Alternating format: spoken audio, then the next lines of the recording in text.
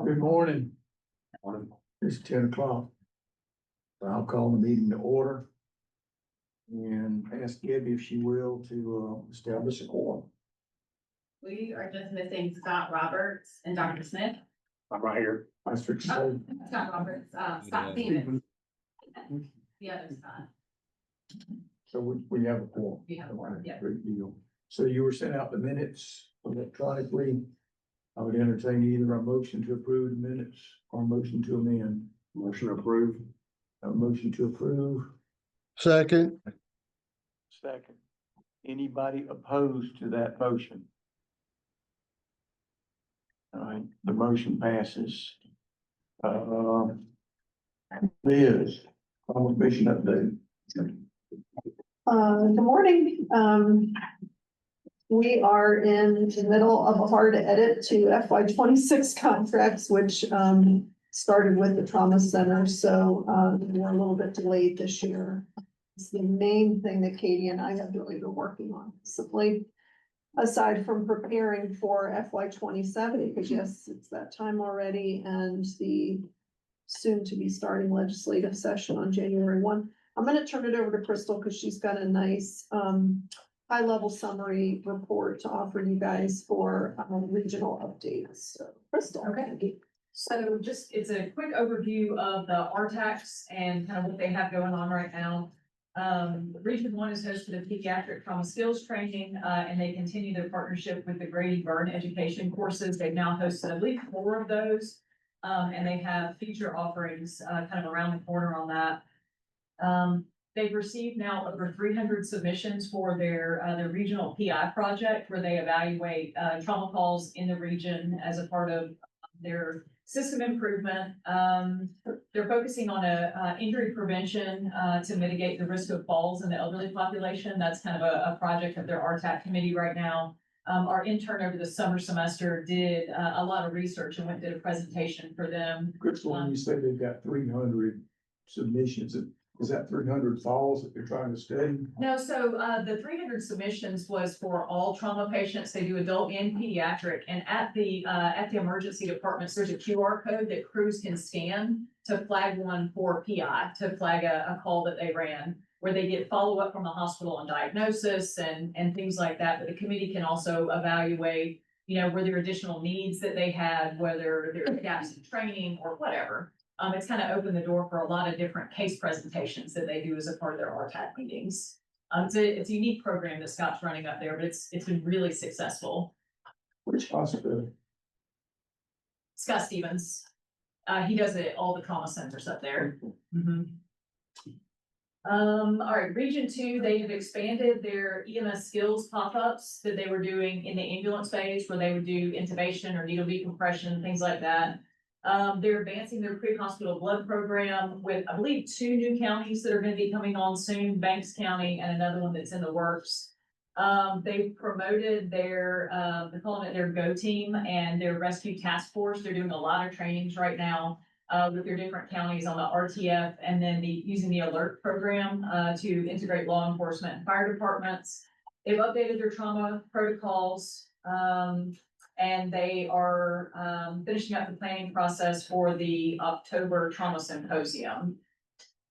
Region 3, of course, there's multiple counties in that area that are continuing to come on board with pre-hospital blood. Their most recent meeting was an MCI tabletop. Crystal Smith from Region 5 came up and helped to facilitate that using some of the principles from the multiverse. And I think that was really well received. Not only did they do the tabletop, but they also did the debriefing. Oh, dear. Because I had this terrible idea that no one online can hear you. You were supposed to remind me.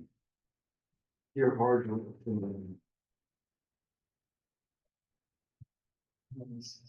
Thank you. I don't like this seat at all. Okay, so Region 3's most recent RTAC meeting was an MCI tabletop exercise where they used both the EMS agencies, fire agencies, and the hospital MCI protocols. It was really well received. Not only did they do the tabletop, but they also provided all the after action reports for some follow-up stuff. And I think that that'll be kind of an ongoing project with them because it was so successful. Region 4, they continued their Stop the Bleed expansion, including HOSA students and several community organizations.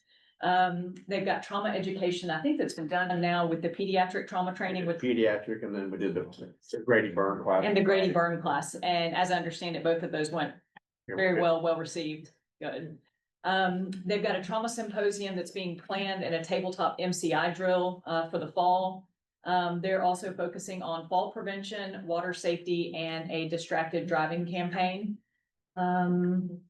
Region 5 has had 17 in-person trauma education events. They've trained over 1,000 Stop the Bleed students in Q4. They hosted a trauma skills day, pediatric simulation, and MCIs. And one of the great things I think that Crystal does in her most recent meeting and in the previous ones I've attended is they're acknowledging responders as a part of their meetings. They do the honors program. So high acuity calls they're bringing in and kind of celebrating those people and their accomplishments in patient care. Region 6, they continue to collaborate with Augusta University, the EMS physicians group. I forget the name of that group, Courtney. They've got a regional extension that they're providing pre-hospital blood, but it's a physicians group that's going out and doing certain procedures in the field. Crystal, I can't even keep up with the names of the organizations, much less. No, they changed every. It's probably under the Center for Operational Medicine. It could be. It could be. So AU does have a physician group that goes out in a chase car or something. I forget what it calls. It's the EMS fellowship guys that do that. Okay. Well, I know they're collaborating with them on what they're currently using for their pre-hospital blood initiatives and doing some research around that. They've hosted an airway training with Air Care and a mental health training course with GEMSA. They continue Stop the Bleed efforts and have several community engagement lunches and injury prevention programs scheduled. Region 7, more than 100 trained in law enforcement and community members for Stop the Bleed.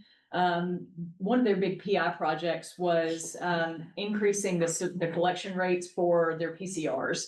And Brian successfully took that from 78% when he started the project to they're at 98% collection on their PCRs now. Okay, so collected by who? The hospitals had copies that they were submitted appropriately. In what hospital? So I think that's Columbus. The trauma hospital. That's something we ought to look at across the state, because it's sometimes during the movie, I'm gonna whine pretty loud about that. Yeah. No, I think it was one of the things that his committee identified as a huge problem for them. And so they tackled it and had direct conversations with all the agencies and where their troubles were with submissions. And again, they had a 20% increase. So maybe it is something that we need to look at. Region 8, we are very excited that on Wednesday, the first Region 8 meeting in a while is going to happen. So we're going to be down in very far South Georgia at South Georgia Medical Center for their first meeting. They had over 400 Stop the Bleed kit requests this quarter, and that's been a big kind of outreach effort for Ben Whidden, the new coordinator down there. Region 9, they hosted their first meeting in several years, a couple of months ago. And as y'all know, that's a huge region. And of the 24 counties, they had 20 participate. They easily established their 3 subcommittees. They're already working on some pre-hospital blood initiatives. It was a really great meeting with lots of engagement from the trauma hospitals and from all the EMS agencies that participated. And then Region 10, they are also doing the pre-hospital blood products programs. They've got 2 counties that are live in the project right now. I believe they've had 6 administrations from the most recent service to come on, and none of those have been trauma patients, but that's okay. Still 6 successful administrations. The process is working effectively, resupplying at the hospital. They've also held skills pop-up labs at Piedmont Athens, where they covered airway, chest trauma, and MCI.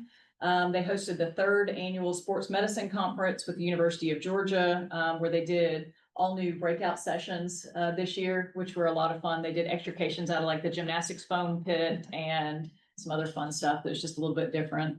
Lots of injury prevention initiatives that they've partnered with Safe Kids, doing car seat education, safety checks, and fire safety training. And they've got a new meeting structure that brought together their PI and injury prevention committees for some joint planning. That was their last meeting about 6 weeks ago, very well received, a good participation. And that's my update for you. Outstanding. Gina, is there anything on the G-Quip side? Any updates? Other than we're about to have our big meeting. Yes, we're just real quick, we're about to have our big meeting next week, and I'm really excited actually that Dr. Eileen Bolger will be there, and we're gonna have a session on the RMOTs. To educate the RMOTs, Regional medical medical operating operational control. centers. With a really robust panel, so I'm excited for that. So is hers in part of the peer review meeting? No. mm-mm. So that's, Yeah, cause the entire meeting was closed this time, so it will be. Oh, it is? Is that- Okay. But I have we can do whatever, we have confidentiality agreements. what, We have confidentiality agreements if somebody wanted to sit in on that. But this is one of our smaller meetings, so we made the whole thing closed because we're gonna do a lot of data, so. But I'm excited for that. And we're fixing to get the second quarter of 2025 data. We got the first quarter, which is the first data that we have actually getting some detailed pre-hospital blood information out of the registry. So I've begun to pull a little bit of that and working with Crystal on, what could be interesting to pull out of that. So I think we had 92 patients in the first quarter of 2025. Never seen pre-hospital blood, really. So. Most of them being ground. I have to look at the slide, but yeah, so we've got some information on that now. And most of them, they've got whole blood as opposed to packed cells and FFP. I'm surprised I wouldn't have thought it'd been that much. Yeah. I'm surprised and I wouldn't have thought it would have been that. That was the first quarter of 2020. Just the first quarter of 2025. This is the first year that we set it up in the registry to make it mandatory and have a good way to collect it, because it used to just have a generic, you just pick blood. So now we set it up where we have. That's probably a out of list. about 10,000 patients, because you have. Yeah, we had 11,000, something like that for the quarter. So That's not. but something, so. Yeah. So that's all. It's a start. Encouraging. Crystal, you said something, I'm gonna go back and pick on you a minute. You talked about that, I forget, one of the new programs where blood had given several, but they were not trauma. What, GI bleed? Yes, sir. GI bleeds, there was a post-operative hemorrhage, patient, and I think the rest were GI bleeds. Okay. That 10 years, what they're saying nationally is that most of it is not for trauma, it's for other hemorrhagic. And we, so what else you got? That's it, unless there's any questions. And we are meeting not next week, week after. Next week. Okay, next week. Okay. So if anybody wants a fun day, we will be at Macon. We will. Do we have, is Tim online? Yeah. This is Tim Boone. Can you hear me? Yes, sir. All right. Actually, so what we've got is for AVLS this morning is that I sent you all the last quarterly annual report for last fiscal year. And so you have that as well as the detailed backup sheet. And the most salient thing that is sort of happening in addition to what we're doing with technology, which I'll get into in a minute, was that several of the counties down in South Central Georgia have been taken over their 911 service by AmeriPro. And AmeriPro is using the Samsara system of cameras in their units and has a gateway that's a part of that whole thing. So they're not using our equipment. We're talking with them about that. Some of them may put or keep the units running in their trucks, but right now that's not the case. We do have, working with PSS, our new supplier, a new kind of tracker software that we may be able to bridge over the top that will allow us to pull all of our trucks that are on our AMM as well as on the Samsara system together to consolidate it so that the feed that goes to the State Operations Center and to the regional directors will have all of them, not just the ones that we're managing or that are part of our AVLS system, but all the others as well. So we're currently working on that work, and that means talking with Samsara, talking with Semtech, and working out all the details. But it looks like it's very possible that that will happen in the next few months. We'll have that available. Any questions about that particular? Okay, then the larger story is it's end of life time for MG90 gateways, which means that we've just bought up the ones that exist, and when the ones that we have wear out after we use up these, which would be sometime, I expect next year, actually, we bought up enough to hold us until that time. But when that happens, we'll begin replacing them. We can replace them with MP70s that still show up on our AMM, or we can replace them with the new XR series units. And they currently do not show up on our AMM, but within the next 2 to 3 months, they're supposed to. And since we're 6 months behind where we initially thought that was going to happen, I think we're getting actually close as it stands right now. So that transition is in process and is going, and we've managed the inventory. Like I said, we were able to buy up to 50.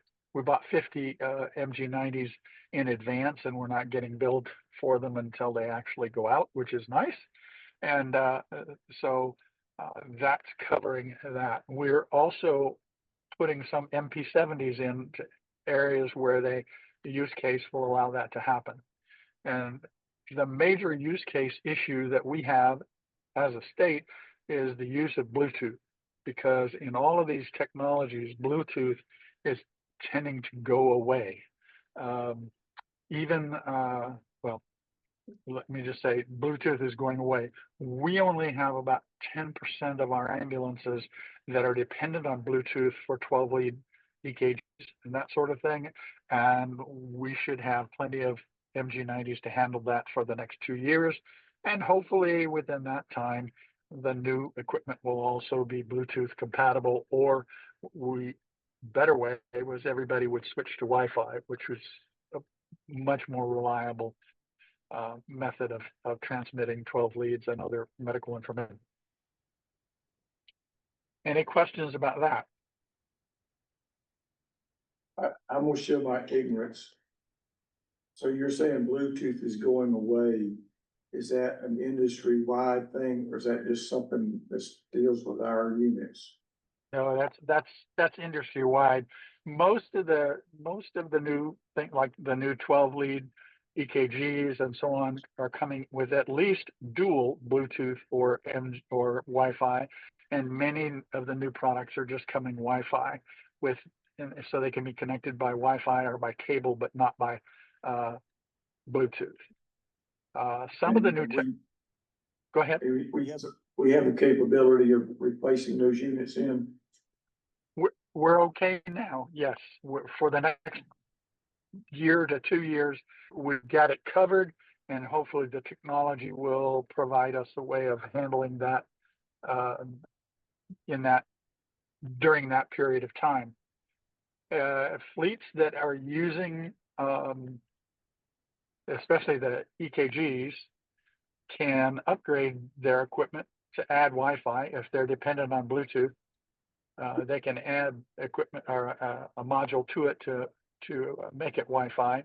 Or when they buy new equipment, Wi-Fi become the standard. And that's what every manufacturer I've talked to, that's where they're all migrating, but just because the quality of connection is so much better.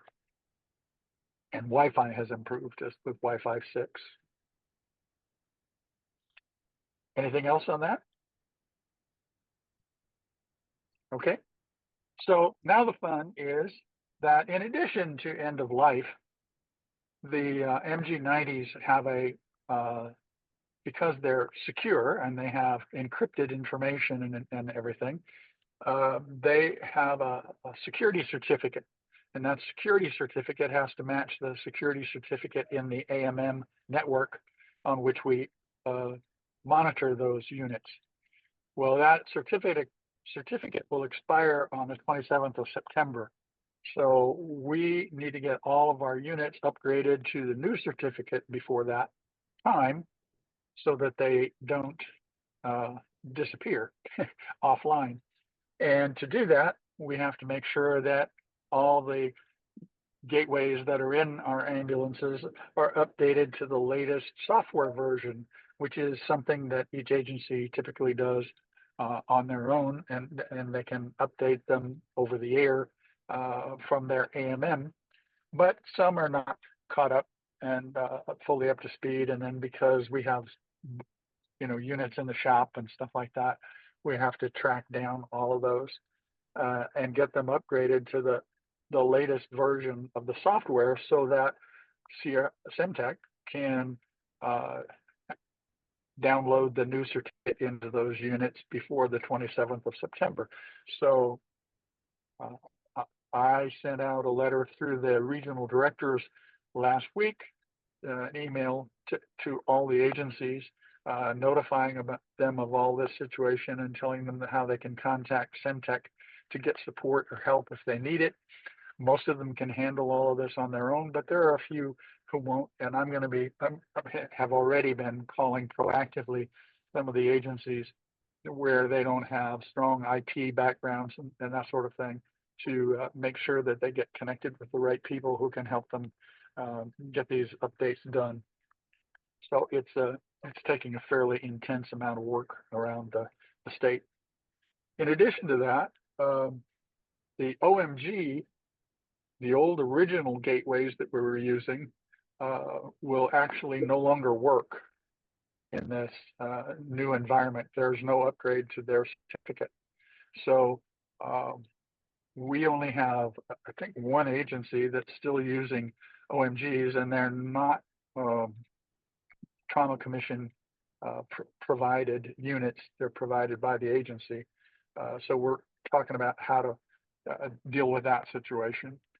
We are, as some units are coming offline, we're pulling units out of old ambulances that are being decommissioned and putting them in new units in other agencies, because the agency that has them isn't, they're reducing their fleet. So we're moving those around as well.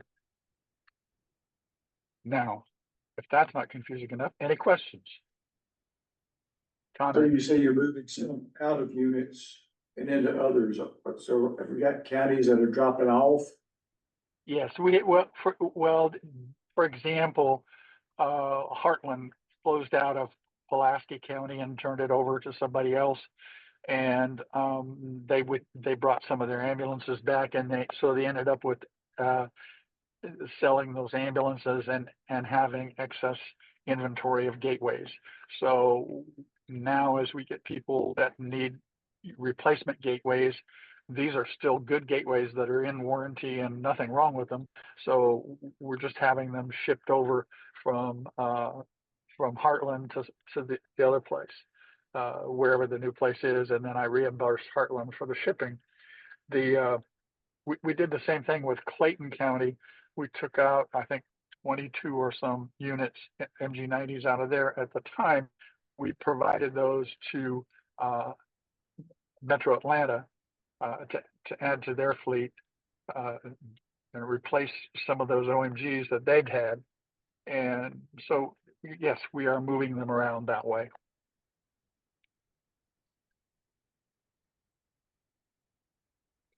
Any other questions?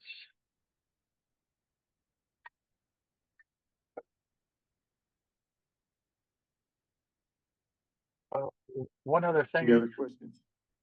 One other thing I have is in the process of checking out this Bluetooth requirement, I ended up talking to some people at a company called I think it's Secure Safe.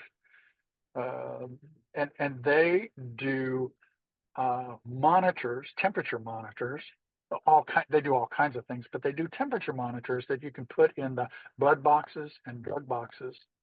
And they're like the size of a half of a cigarette package or something, like a little bigger than an RFID chip, and they have a little short antenna on them. But they go in there and they operate on the what's called the LoRa band, LOW-RA, which is a band of communication that's used for the Internet of Things. This is very low power. They generate their own power, interestingly enough, and is much better connection than Bluetooth. And they have that plus Bluetooth on theirs, and they're migrating away from the Bluetooth and just going strictly with the LoRa. But that might be a potential solution. We've got them talking to Simtech to make sure that they'll work okay with our gateways, which should not be any problem theoretically, but they're checking it out in detail and testing it.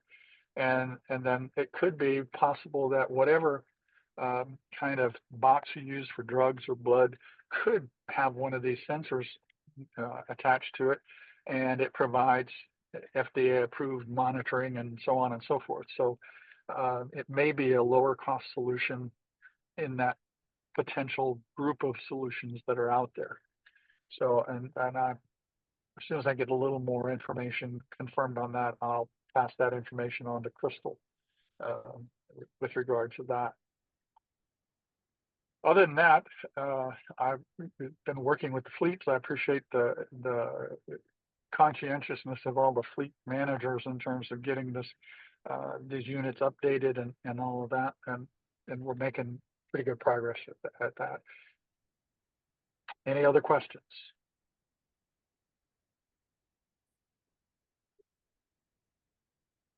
Thank you, Tim.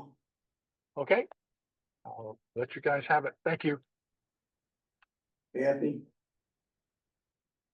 For the Jim's update, you're gonna need to come up here. This report's just a little bit outdated. I submitted it back before the July meeting. It was just a list of the classes that we had already produced and the number of contact hours that we were going with. So right now we have done all but one of the skills lab. The next consortium is planned for October. EMR, ENT programs, we did 41 classes, I'm sorry. We had 6 classes that were given out, or 6 grants that were given out that some services sat on. And then as we continue to contact them, they advised that they weren't going to use them. EM instructor preparedness tech class. We have done one of those classes. We've got the next one coming up in 2 weeks, another one in September in Douglas, and one in November in the Houston County area. EVOC Train the Trainer, we have completed all 3 of those. Axioms of Leadership, we have completed that class. Moulage has been completed. NAENT program, we did complete more than 25 of those classes, but all of those have been done. TECC classes, we still have 3 more to be done, and they are set and ready to enroll between now and November. Pharm medic classes have been done. Auto extrication with patient care focus has been done. Low angle ropes with patient care focus has been completed. Leadership class, done the first 2 modules. The 3rd module is set for this month in August down in the Callaway Garden area. We are still purchasing equipment for TECC and the Pharm medic classes. Intro to Leadership program, the 1 class has been done and completed. Mental health classes, we have done 8. We still have Region 7 to reschedule and Region 8 to conduct. And the EMT extra payment money amount has been designated. It's gonna be around $1,900 for all of the grants that were given out where the classes were either ENT or ENTA. Working on getting the letters out to everybody right now. Kim's on vacation. She's got her signature on it, so I've got to get her to approve it. After that, we'll be sending out the notifications to the services that will be getting those, and we'll be getting the money out to them. How many services were that? You said 1900. I mean, how many programs was that? I can look real quick. That's fine. It's, Yeah. I was just Yeah, I curious, was- how many programs of 64,000 divided out? Oh, But I can refer to that. I can look at it real quick and send it to you. I think on your spreadsheet, it says 41 were done already, right? Right, and some of those were EMR. So EMR doesn't get those. EMR doesn't get Yeah. additional funding. I think we had less than 10 EMR classes, so. All right, don't got any questions? Okay, don't go away. Yes, sir. We'll be pulling you back into some discussion for the minutes. Yes.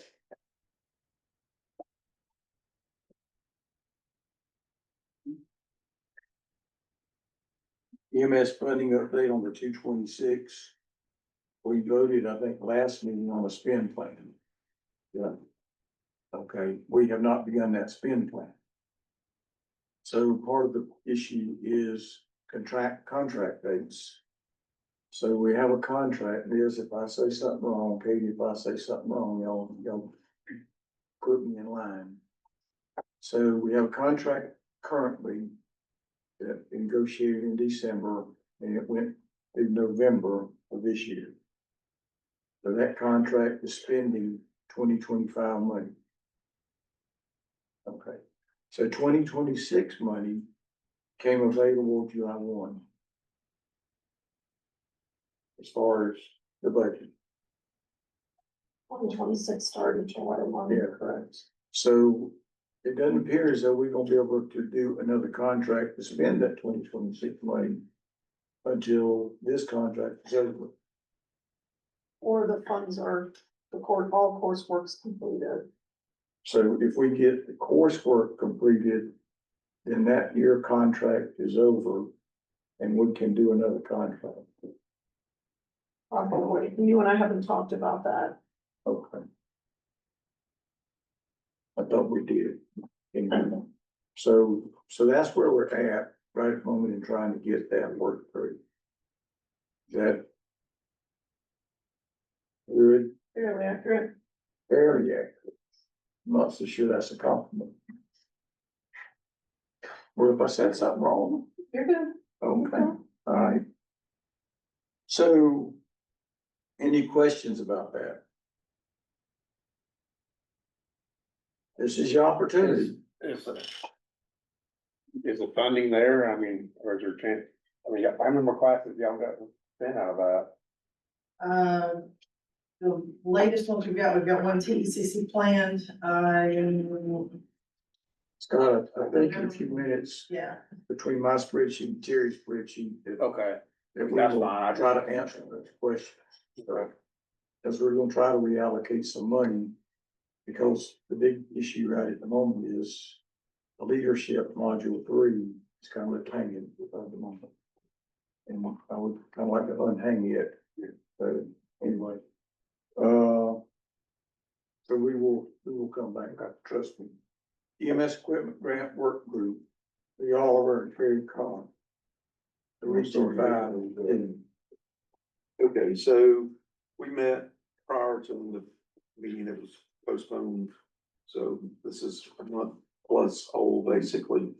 I'm not sure it's appropriate for now, Courtney, you'd have to tell me timing wise, because my head's a little squirmy with this contract stuff, but Terry's got a proposal that we discussed in the group, for raising the minimum amount services. They're predominantly rural areas with fewer trucks, that they would raise that floor to. And there was a good discussion on that. So that's one thing from that. Then the group discussed, we had talked about as a larger group, the next equipment grant cycle, which would be 2026 money, that if services didn't have fluid warmers, the fluid warmers would be a requirement. And the discussion was centered around, I'm not sure everybody was aware, when we voted on that if you put fluid in a fluid warmer, it does not have the same shelf life that it does if you buy a bag of fluid and you keep it till you use it or keep it till expiration date. And there's some more tracking requirements on that. So I would like to see before we discuss fluid warmers, I still think they're good. I still think they're beneficial. I would like for us to have a discussion about that. Crystal has done some research. It's clearer than mud, but it's sure murky water. Fair enough, Crystal? On what you need to do. There's some discussion that says it's 28 days. There's some limited discussion that says it's 190 days. There's much discussion that once you warm it, you have to maintain the warming. So it's a commitment, to keep that fluid warm from the time you start warming it and not cycle it. I think you and I even talked about how in your days in EMS, now that you're a fire chief, I'm a public safety coordinator. I'm sorry, public safety coordinator, that y'all rotate them back to the ER, and I said, what y'all do with them? You said, well, I don't know. So there's some rotation plans. I'm not sure everybody knows what happens with them. So not against them. I don't think anybody on the group was against them on the subcommittee. It was just kind of an aha moment for more discussion there. Terry, anything else? Yeah, good job. So, We do have another recommendation, which was the grant language for the RTAC meetings. oh, yes, thank you. 50% meeting attendance, so for the future grant, we're gonna add in-person and or virtual attendance. Yeah, Some thank of them are you. in person, some of them are virtual, but I think most of them are transitioning to a hybrid model. Yeah. Or I think the vast majority of the state are hybrid or have hybrid options, except for maybe one, if I remember, and they're working towards that. And so the thought process was you had to attend 50% of the service had to be represented at 50% of the meetings if they had an in-person and hybrid option. For some reason, if the hybrid option was not an option, then that would be one less meeting that was counted towards the attendance matrix.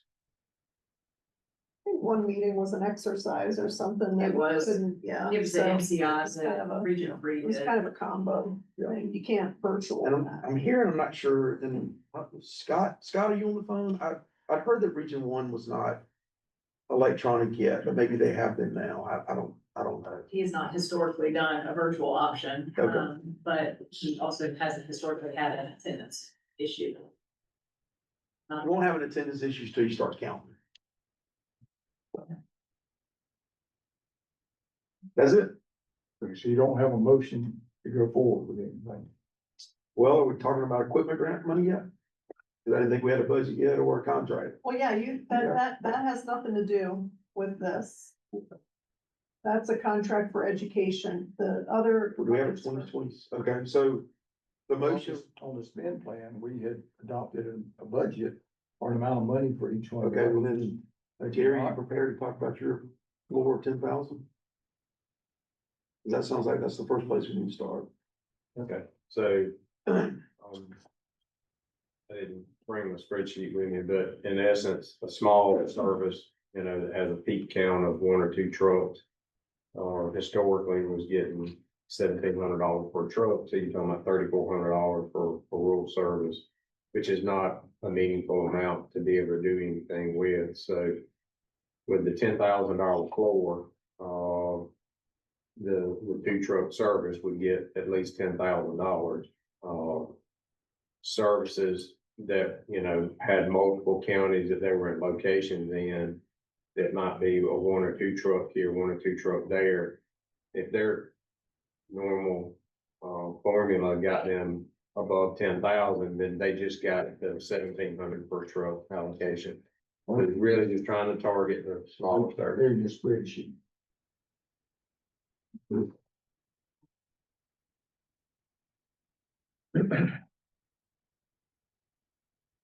it'll be hard to see. So basically, a licensed provider will get a minimum $10,000 equipment grant. Yeah, so a provider would get at a minimum that. You could get more if you have more vehicles, but you would not get less. That's correct. So help me run this playing equipment in pretty small counties. So that's because Ameripro runs all of them? That's correct. So when a service is in multiple counties and their combined peak count would get above 10,000, then they just default back to the 17, the normal contract. So all of those are running under the same license, Jerry? That's right. And so there were a couple of counties in Georgia that, changed Montgomery was one of them, because they didn't get up to the 10,000 floor. So they would get the 10,000 or whatever. Most of the services that are in multiple counties, like Navicent, for example, in Macon, they've got Bibb County and Baldwin County and several other counties, they got above the $10,000 floor, so they just get the per truck allocation. But I think there was only one other service that actually was in multiple counties and would benefit or would get up with the $10,000 floor would come up. So basically, services that are above 10,000 would get the same amount that they got last year. But it would supplement smaller services with small peak counts. They would at least get $10,000, which in my opinion was a meaningful amount to do something capital with. Any questions? But I got to, but y'all talk about fluid warmers and I can understand the concept of the problem, particularly small services that, we rotated it 90 days. That was the study that I came up with, the 90 days, we put them in the ER. Your point was, when they went back in the ER, they were not real big. So I don't know. The study that I read, when my medical record was good with, was 90 days we talked about. So I can see your handicap there, your concern there. My concern is we're giving them money. And I'm not against giving them money. I'm not against giving them the $10,000. We got no little wrinkle to talk about. But I want to know what they're gonna do with it. Because if they're just buying Band-Aids, that's supplanting the county budget and it's not improving trauma care. If we don't give them the money, then we need to see some improvement. I'm gonna say the general consensus of the group was, that we need to look at that period. That it doesn't need to be the entirety of the equipment list.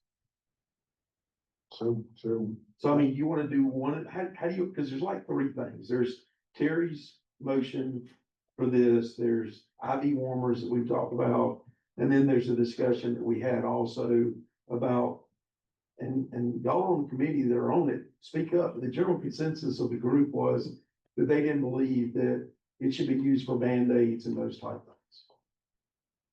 Now, we didn't get as granular as where do you draw the line, but we did talk about the routine and the supplies of an ambulance, basically. So that's kind of what I want y'all to do, is revisit that piece to find out what would be acceptable. I think we can do that relatively quickly. Okay. Just, are you gonna, when is the equipment? See, I'm confused because you can't send the equipment grant out until you have a contract. So is the cart or the horse first? You know what I'm saying? What are you talking about? Can't send the money out until you have a contract. Well, I guess y'all are doing the equipment grant now, right? Yeah, Okay. there's So no, when are y'all ready to do that? that's ready to go. Okay, so you wanted to address before then? Well, if you're bringing this as a motion, then we have another discussion. Bringing Terry's idea, sorry, I'm just calling it that. It's coming as a motion. I believe Terry would like to bring it as a motion with. Yep. So before somebody seconds it, let me tell you my wrinkle.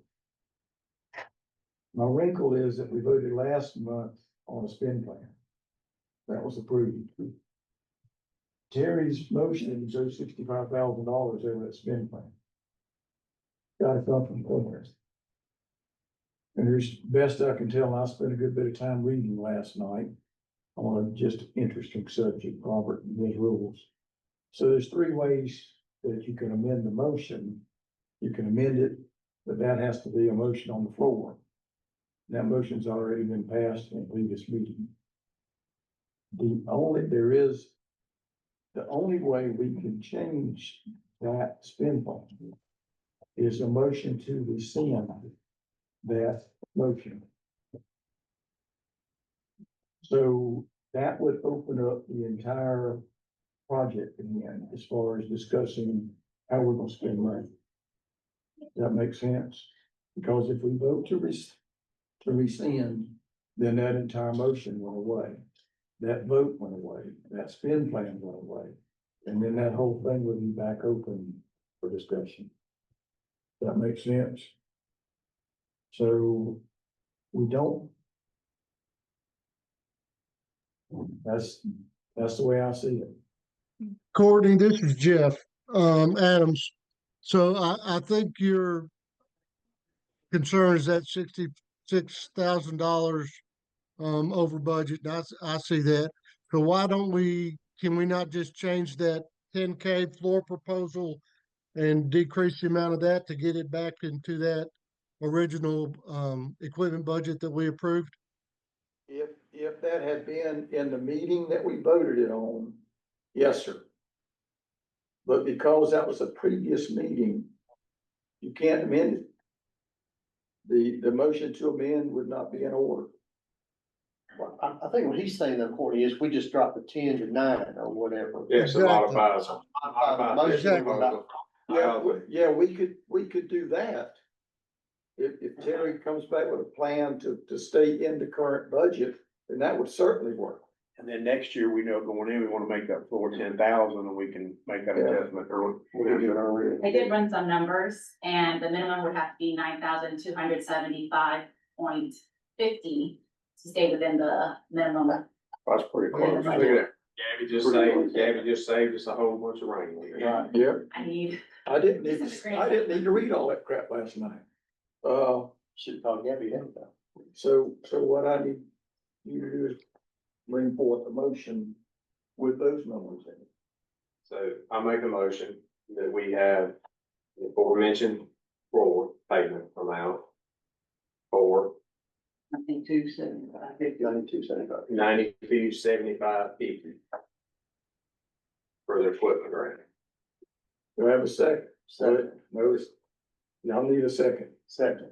Okay, but it didn't come back, it didn't know what we needed. Now we'll do what we should waited to do anyway, discussion. Is everybody fairly clear about what we're doing? All in favor? Again, anyone opposed to that motion? I do want to also bring up that it'll be under budget by $1. Just. Terry So, Terry gets a dollar for doing this, for doing the software, I'm doing the spreadsheet. Is anyone opposed to that motion? All right, then I declare that motion passes. So I'm gonna stick two things in here that were not. Chad is here and Scott's here, both of them have worked on subcommittees. Stop it, excuse me, was that, are you through with the? So if we do want to do the other two items. Yeah, we'll bring some other motions. Yeah, so I'm just gonna bring this to the motion. And if it gets second, great, because I don't think we took that formal action on it, but I propose that we postpone requiring blood warmers during this cycle. Fluid warmers. I'm sorry, fluid warmers. I said blood warmers. And we voted to require them. Well, that's a very good point. Did we vote to require them? Or was it all just discussion? You wanted them to make sure they had them before they use the money for something else. But did we actually bring that forward? I think it was later on set. Okay, so then it's not required to do. I don't think we need to do that. Okay, that's a good point. But I was thinking it was already in the mix. I could have sworn I read that on the form. We asked about it in the equipment grant this year, if you had access to fluid warmers currently. right? Okay. Mhm, yeah. All right, that makes that simple then. Okay, did you have something else? No, We Okay, have that one to update the grant language, include virtual. but I would ask y'all to go back and meet again to kind of give some thought about what we can do, equipment. you want that to happen before this cycle? Yeah, that's what I'd like to, Lee. Okay. I won't swear that we got to. But I would certainly like to. Because your intent is to have something before the October meeting, so we can talk about it in October. Yeah. Okay, Okay. They do. We're looking to release it in October. Yeah, we're, You wanna do the accountability on this meeting or do it in the next meeting? It doesn't matter to me. we're looking to release the grant in October. To avoid legislative session like last time. Okay, so we're meeting like the 8th or 9th, is it fine? We're meeting October 9th. So the plan is to send the save the date in September. And then the application period begins October 1st. So then we can do special That's not equipment gonna happen grants. with your approvals by equipment list. October 9th. If we do your schedule, then essentially we are not gonna have the ability to require any kind of thing other than here's 9,000, whatever dollars it is, spend it any way you want within your old parameters. That's why I'm looking at you, that's. Y'all are setting the calendar. Yeah, well, I didn't set that calendar. That you do the current grant the way it is and the work group come back for next fiscal year to devise a plan. Well, that'd be the second fiscal year we've done that. Done what? We continue to look at what we need to do to modify the equipment grant to ensure that we're not supplanting the local dollar. Is there a big deal between the first and the 10th? Not to me, not to me. Y'all have a big deal first and the 10th? Well, we have to do, if we don't release it by October, we have to do a called meeting to approve the special equipment request. So then the next meeting for EMS would be January. That makes So we sense. kind of scheduled an EMS equipment grant around when the EMS committee meets so that we can do special equipment request approvals. So we could do a called meeting. Y'all for a understand special- the situation? We got, well, look at it, we got two choices. We can either have a call meeting to approve any special request. Or we can go forward with the equipment grant as it stands now. Or you can have a call meeting to vote on the recommendation subcommittee before the October 1st. Yes, we can do that. Just depending on what your pleasure is. Our little company group come up with a list. Y'all, they might just need. Time for a snippet for. Thank you, snippet. Oh, and text me one time a minute. I'm not supposed to have to use my brain. Anybody got a choice or preference? Do you have any special requests yet? No, we haven't opened up the period. Oh, yeah, I guess we wouldn't. Yeah, we're looking to open October 1st. But if we open up later, then we just need a call meeting to either approve the special equipment Well, I think request. we did that last year. We can do a Zoom meeting for any request. Pretty simple. Yeah, agree. So I don't know that we need a motion, but I'm fine with that. So what we do is back off so that we can get some input from them. Yeah. And then we'll go forward. So we're gonna bring our recommendations to the next meeting. I just want clarity on that from a timing standpoint. Well, what I would love To to the do, October meeting. Right. what I would love for you to do is send out your recommendations 2 weeks in advance. Okay. Just send them out to the group, let them beat them around the Does your bush. work group have a meeting on the books? Not yet. But that's not hard. Yeah. And so did you decide anything on the 10,000 floor? Yes. Or we'll- even around the 9. Gabby's numbers. Okay, Gabby saved us. Um, She saved the commission $1.21. But Courtney got some practice reading last night, so it's not all for nothing. Okay, what's wrong? But there were big words in it too. Lee, did you wanna? third grade. What? So make a motion, you guys attend 50% of the meetings as long as they're electronic and in person. Did that come as from its committee, that come from the all? I just got to come from Lee Oliver because we didn't actually take that as a Okay, vote from the committee. do I have a second? Second. Got a second. Any discussion? So Crystal's gonna be challenged with releasing that? Okay. Coordinators are already keeping track of it, and we can present that out to the committee quarterly if you'd like. I already mentioned it to architects, so they were fine. All right, any other discussion? Anybody opposed to the motion? Vote now, nay. Hearing none, motion passes. You got it? Good? I got it, I'm good. Yeah, we'll get a meeting on the books in the next 10 days, 2 weeks. Okay, good deal. Chad, you want to do your report for us? And Scott, you're on deck. First, you want. Go ahead.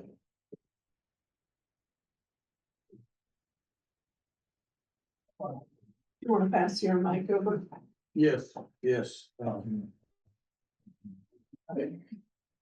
We had our first meeting. I just wanted to go over right quick, who's on this committee. Crystal Sheldon, of course, with Trauma Commission, Heather Morgan with Piedmont Athens.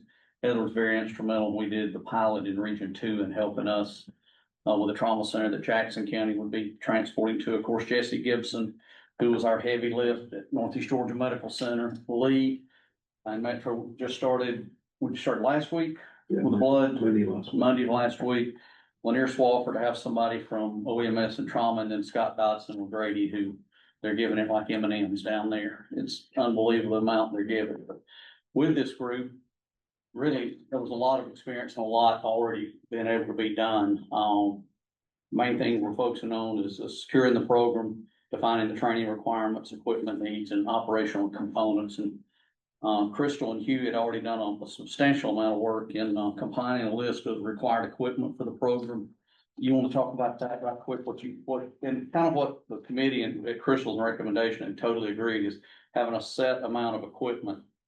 This is what you're going to use, and giving them money to go get what they want. That'll make everything a lot easier. You want to talk about the equipment? We reached out to North American Rescue. We have quotes for 2 systems. One, the Delta coolers that has an integrated temperature monitoring technology, and then the QinFlow, the QinFlow is the warmer.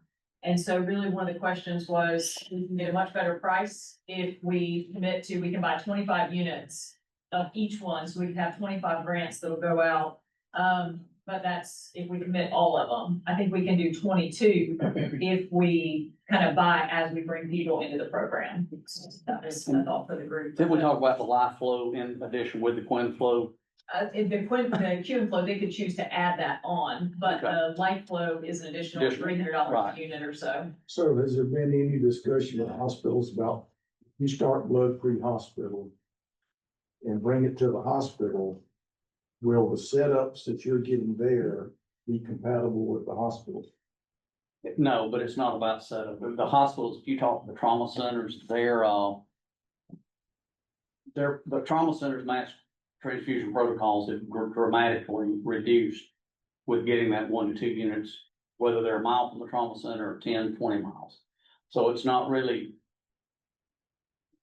that they've got to have equipment like an AED that is compatible and you plug in or anything like that. And I can't speak from experience because we haven't given blood yet, but what I understand, if you're using the life blood, more than likely it's gonna be infused when you get there. It is gonna be infused. So unless you're sitting around the corner. And of course, Crystal has all those cost estimates and equipment. Like I said, her and Hugh had done a lot of work on that. We'll be getting that. Crystal, Heather, and Jesse are working on the initial and ongoing training. And of course, there's some blood bank issues in Region 2. When we did the pilot, we knew we'd have an opportunity possibly to go to North Fulton from Dawson County, Gwinnett Medical, or Athens Regional. We went and met with all of them, and they were very receptive of, we'll take your form. Now, at that time, Northeast Georgia, what came back to them, they were giving the services blood, which they still are, if that's fixing to change out here. And then they would bill the patient for that. CMS has come up and said, unless you're that hospital-based service, you can't do that. I think Heather said they're still doing that. She thought at Piedmont for the 2 services. She was gonna check on that and get back with us. But so there's some differences in can the blood be billed from the hospital? There's some blood bank, we had no problem with our blood bank at Northeast Georgia, very welcoming. I know Metro's had some issues, I think up in Crystal, we can speak to this, up in Region 3. Floyd was ready to start their program, got all the equipment training, then the blood bank come up and said, I believe, my understanding, you've got to be an accredited agency. Now, I'm not sure what accreditation they're talking about, but there's a lot of inconsistency in what one blood bank, whether it's a hospital blood bank or private bills you can do and can't do. Myself, Lee, Scott, and Lanier's kind of working on the operational process of it. One of the things we've looked at is in the rural areas, you may not have the opportunity to use it as definitely as much as what Grady and Cobb is gonna use it, but do we look at a regionalized approach that if, not just take a manual, if a manual's between several counties or Terry between several counties that would be going, most years goes to Savannah, all your trauma in that area or some. Most of ours go to Macon, okay. But if you're a service that's between Macon and Terry, they would carry the blood, those other counties could call them, Terry could send a supervisor in on that call or be at a rendezvous point that could meet them.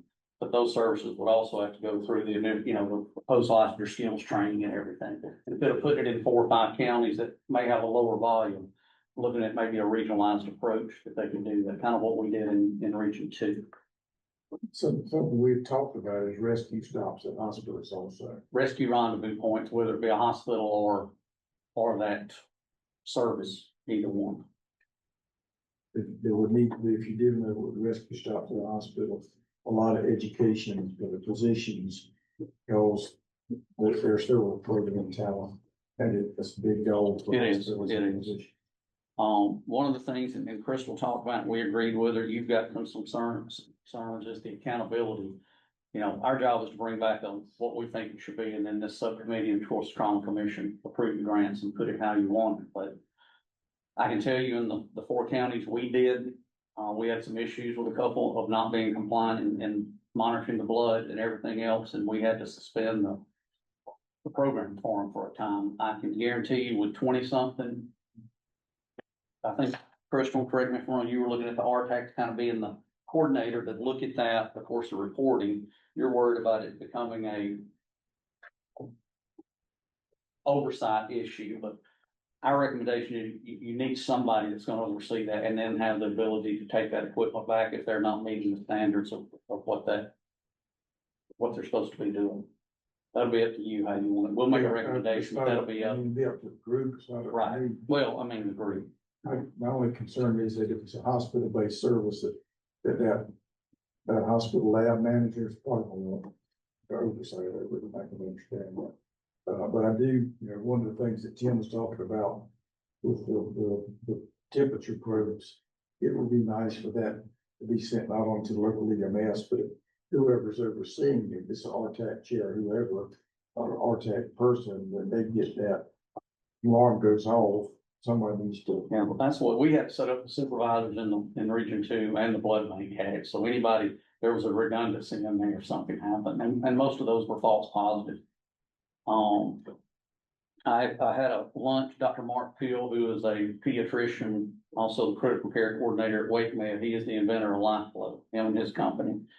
Had lunch with him a couple of weeks ago with Scott, and they've got a new training program. It's something I wanted to look at with this. It is being done in Florida, also with the Eagles, but it's called SPARC, SPARC, Selected Pre-Hospital Advanced Resuscitative Care. It's basically a class on why and how course on pre-hospital transfusions, and it's going to become a standard. That is something we may want to look at, or the commission and this committee look at once we start, or you start with that. To look at, they can do up to 100 to 150 in a class. They're a nonprofit, so the cost is on them, what the class costs to put on. So he'll get me a price and I'll get back to this committee on that. And this, when you get that, obviously that's already in place. You may need to talk with State Office of EMS, because their pre-hospital blood is 2 phase. One, the didactic and lecture, and then there's a practical skill set for the toys that they use. And if we could do that, then that could very easily be the didactic session and the local service. If we standardize this, we might be able to standardize the whole training. That makes sense. Crystal, anything else you wanna add? Lee? All got questions?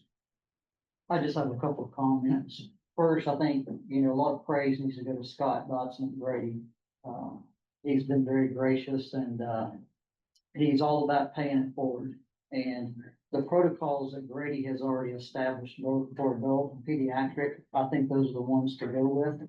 There's no need in trying to reinvent the wheel. I think the biggest onus is gonna be on the providers themselves. They're gonna have to figure out their blood situation that the grant cannot do for them. If that makes sense. We can give guidance, but they're gonna have to be the ones to reach out to whatever entity, and unfortunately, the more rural they are, the more difficult it's gonna be for them. And the unfortunate thing is usually that's the ones who Needed. Need it the most. need it very You're, bad. you're right, and that's what Crystal and that group with the blood bank's trying to figure out where those differences are. Can we come up, give them the recommendation? Right. But you're right, it's gonna be up to them. And Crystal, have you sent that survey out yet? Not. Crystal's got a survey that you wanna just tell what that's gonna be, that kind of gives an idea that'll help us. Yeah, so it's a survey, it's like 5 questions, won't take anybody a couple minutes to fill out. We really just want to get a broad idea of how many people would participate in a startup grant. Understanding a little bit about the responsibility that would fall on the agency itself, but if you were to be provided with the startup cost, would you have the financial support for an ongoing cost of the project, your blood, your tubing, or whatever? Do you have support from your medical director, and do you already have an established relationship with the blood bank, or is that something that we potentially could facilitate? The idea that we've discussed is that we need to have an idea, are there 10 services across the state that would want to participate, or are there 100, right? That'll dictate kind of what the next steps look like. So how much does a unit of blood cost? Oh, negative, I think it's $500. $156. What? Inflation's gone up. I can't even get whole blood, we're going with product. Well, and thank you for saying that. That's another thing, and that we're gonna make a recommendation that if you do this and opt in and get this grant from the commission, you need to do, we need to have skin in the game. You need to help coordinate in your county or your region a blood drive, at least one annually, to try to help get that. I think multiple, yeah. Or multiple, but yeah. at least one, but that Depending on the size. is of the the thing. But that survey, I think what Huey brought up, is something we talked about. Yeah, they're gonna have a lot of responsibility on themselves. It's not just here. But hopefully that'll get some services that are prepared and done some things in advance, and the county has said. Because if you don't, you'll unfortunately give it out. Somebody come up 6 months ago, well, our county's not gonna support it. Yeah. We can't pay for this. Yeah, I'm sure the interest, you're probably gonna have 95% interest of everybody saying, yeah, we wanna do it, we wanna do it. But not until they start looking into it and see what's involved. And then they'll be like, well. That's right, and this kind of what we're looking at is a toolbox that'll give them an idea, this is what it's gonna cost, here, whatever funding per service comes up. But you're gonna have this responsibility, and here's the cost, understand this up front, so they know.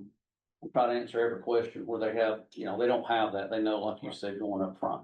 You may want to involve the medical directors on that survey.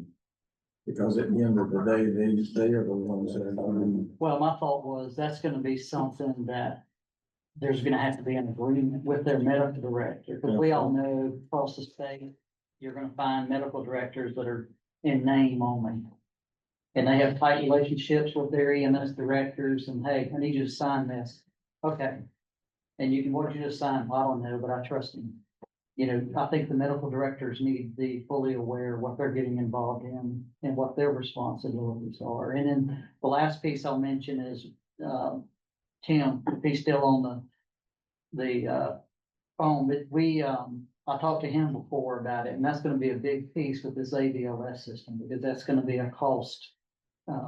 If we can't merge those together, and did we get anywhere on whether the equipment is Bluetooth? It is. So, as Tim was saying earlier, that may be an issue to deal with as well. We're using, for temperature monitoring instead of the Delta coolers were so much more expensive than Pelican. And we've got traceable live thermometers about $300. What we used in region. Yeah, and it's awesome. And that's what we were gonna talk about first, is giving an option, but I agree with Crystal, is if you don't have the standard equipment, that way to make it easier with them with blood banks, they know you got a standardized piece of equipment for temperature monitoring and everything, but if for Bluetooth, that is an issue there. So the question comes up is, are the delivery methods warming the blood? Yes, that's included in it. That's included with what, yeah, Quinn flow. Well, that's state requires, Sorry. state Yeah, requires. state, Georgia's one that does, and that's when, like you said, Scott and them, their protocols are good.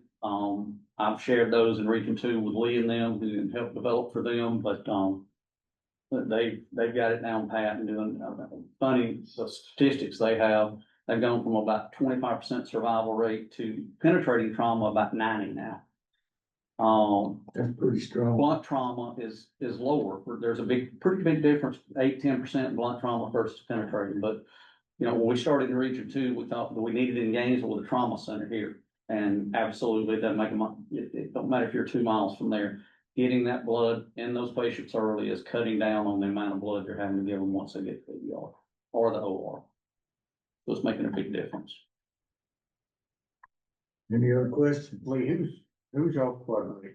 So lifestyle. That's what we said. Yeah, and they moved the location, it's in Cobb County. It doesn't store blood, but they courier to it. And then when they notify us for a pickup line, that's who we're using for the 3 counties. And so it's very convenient in that respect. I mean, I think Lifestyle's probably, I think a lot of these places are utilizing hospitals, which is great, but if not, I'm telling you, that's the hurdle.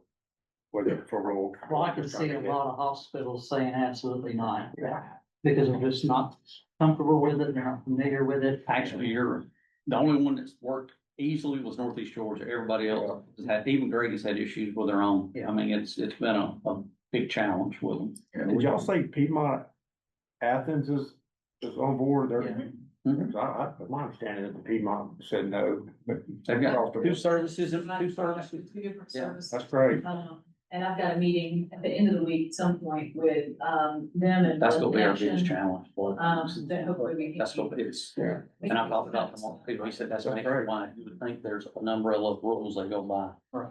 But everybody is perfect, what they can do different. So. Any other questions? Yeah. You need anything else? I got another meeting. Okay. God, I don't have a whole lot of update. I will say that, please, sit down when we start.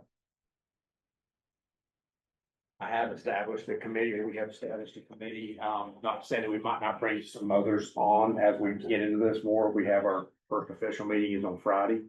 The members are, again, Crystal. We tap into good resource when we have one. So I got Crystal, also got Richard Rhodes of the state office, because there's some things they've been working on already that we didn't want to duplicate the efforts in. Jeremy Riggs, who provides that service to us with the bed prep, but I'm using him more from his instructor abilities back when I knew him first as an instructor, to tap into him. My captain of training, Jason Anderson, who's our program director, done an excellent job with that. I brought in Kathy from the state of GEMSO, but she knows about those instructors and where they're from. Rich Elliott from GEMSO as well, and also retired, that's Clayton County. And then Madison Mercer is as well from Southeast Tech. Correct, Southeastern. I think it's a good group to begin with, and they're already testing with what your wishes were and start working on getting some of these ideas together. Just me thinking maybe the funding that we receive, we gotta have somewhere with all this information we get to have some type of portal for people to access. So that's just something in the back of my head that we may get using for that. So we have got money in the March Call Center to develop a portal for the training videos that we're gonna do, so that might be something that we can, because the trauma commission will own that. So that might be a good access. The other thing is, as far as I'm concerned, that when the money becomes available for us next year, dollars, we need to hire somebody to develop the curriculum. I was thinking about it on the way up here, because you kind of groused a little bit about what I have to do. I'm doing well, but with MediPrep, I would assume that we could say Scott's students do really, really well on orthopedics, maybe not so good on OB. So then we would go to Scott and say, hey, can we get your orthopedics Right. material, your curriculum, your lesson plans, your AVs, whatever. That's what I'm hoping to do is find best practices across the state so that these courses that get started with a new instructor and they do poorly, that's as much on us as anybody.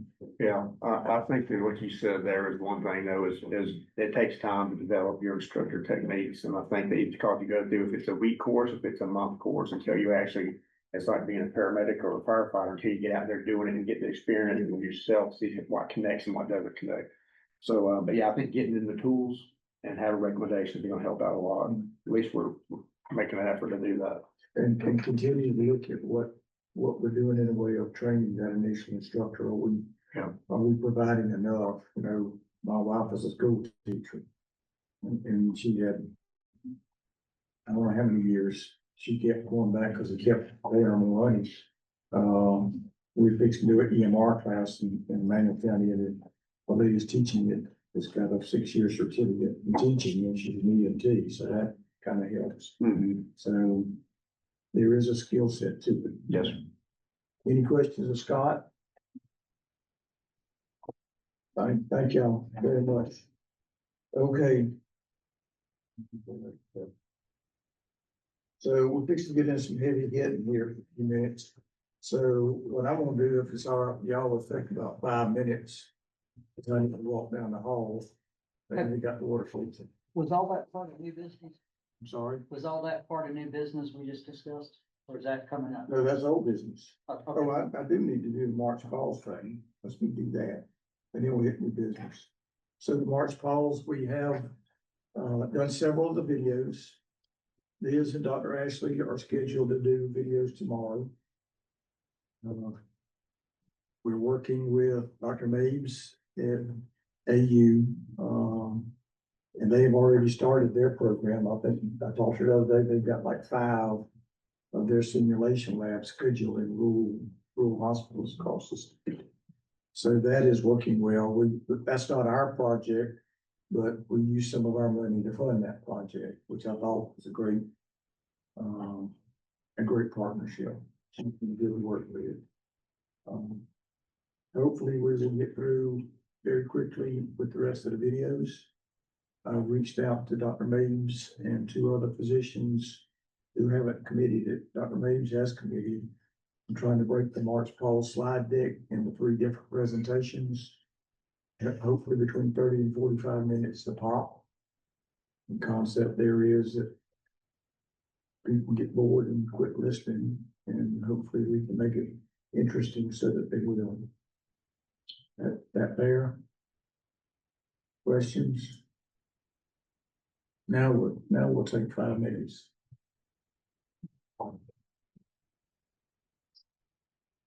We can take those 2 spreadsheets.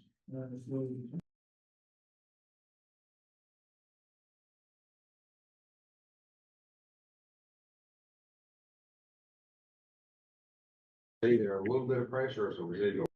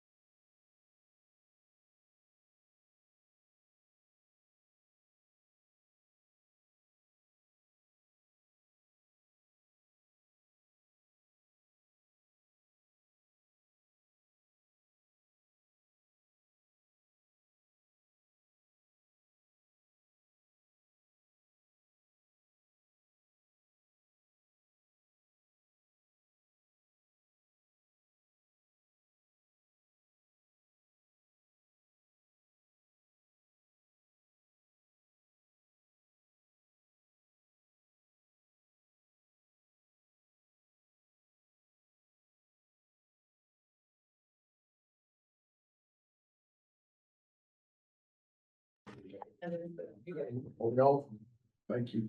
So we've got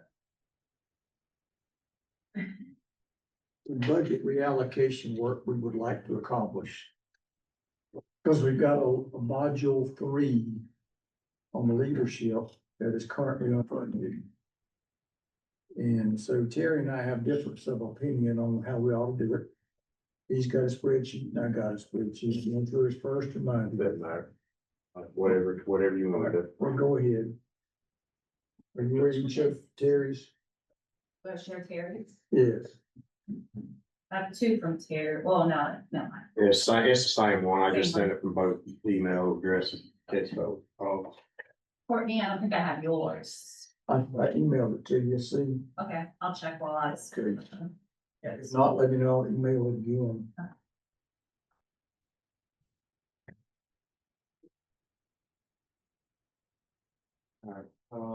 Let me do one thing right quick. Kathy, Sure. my memory is to do module 3. Gonna take about $53,000. 3 and 4 or just 3? Just 3. So where does the funding for 4 come from? There's not a decision. It'll have to be, we'll have to get, all of this will have to finish. And we'll have to figure out a way to do that. Now, having said that, there may be, but when this gets done, we may find enough money here to do it. But right at the moment, I would absolutely love to get the money out of this budget so we could fund it out of next year's budget, which will be cleaner. But I don't know that we could even do it that way. My goal one day is to get back in the process that we fund a full year of leadership in one budget. Now, we are funding 4 modules, but not one complete course. That makes sense. So anyway. And so the 4th one, you're anticipating to fall into the fiscal year 26 budget, or we're just working on the course 3? Today, I'm trying to get through module 3. Okay. So if there's enough money, if we find enough money, then we might could do 3 and 4. Yes. Both of them are targeted to come out of 25 budget. Yes, that's what I would love to do. Okay. All right, so, the color coding isn't quite as prominent over here on the board, but on the screen, far left is, fiscal year 25 budget with the number of classes and the per class amount. The clear column, just to the right of them with the green dollar figures in them, are the courses that are completed up to this point, and those green dollar figures are residual money from those courses. Flowing to the right, the middle section in the light blue shade, I pulled all of the classes that are on Genesis website that have a enrollment link that appear to be, enrollment is in progress or whatever. Or they haven't been billed yet. So some of those have already occurred, but some of them are in future dates. So if we hadn't gotten an invoice from them, or they're for a future date, then I listed those out there. So the line that the date is on, that is the line for the class. So like Trauma Skills Lab, if you go to the right, you see the date 6/13/25. I went back later and added Bibb County above it, just so if we're talking about the location of the class, but the Bibb County up there is not in the leadership line, that goes to the date below. So the cell that the date is in is the class that is a future scheduled class. So you follow back out to the right, you see there are 10. So with the unbilled future plan classes, there's 10 skills labs. Some of them have got complete on them. That means that all of the work has been completed, for the quantity of classes. The NA, I put that in for the NAEMT classes and the EMT classes because I wanted those are outsourced classes that go to the services, and obviously EMT classes are at the heart of what I think we need to be doing. So in my work, I excluded those those two groups, EMT classes and the NAEMT classes. So if you go down, TECC, go down about middle ways. So there's 12 budgeted classes, 10 are either completed or scheduled with the Henry and the Raven County classes. So, 2 residual classes, so that's where that 17.6 comes from, is unplanned, unscheduled classes at this point. And then the far right column is a tally of, classes that, aren't planned, aren't scheduled, as well as residual money from ones that were completed, and it's 96,639. So let's look at TECC. So there were 12 scheduled, 12 approved under contract. Correct. So 10 have been done. Actually, I think 8's been done, and then there's 2 scheduled, so with those, that Henry and that Raven County class, and what's already been billed, that would be 10. Okay. And the 17,000, we look at the Henry and Raven County at the $8,800. That's correct. I just took the budgeted amount, so if there was any residual classes that haven't been scheduled yet, told or scheduled, I just took the budgeted amount and then put it right here, so that 10 counts those 2, and then I believe there's 8 that's already been invoiced to the trauma commission, so that left 2, so 2 and 8,800, I think, comes out with that number there. So Kathy, on both of these spreadsheets, are these what y'all have on your books? I know we just did the Ward County class that we haven't got,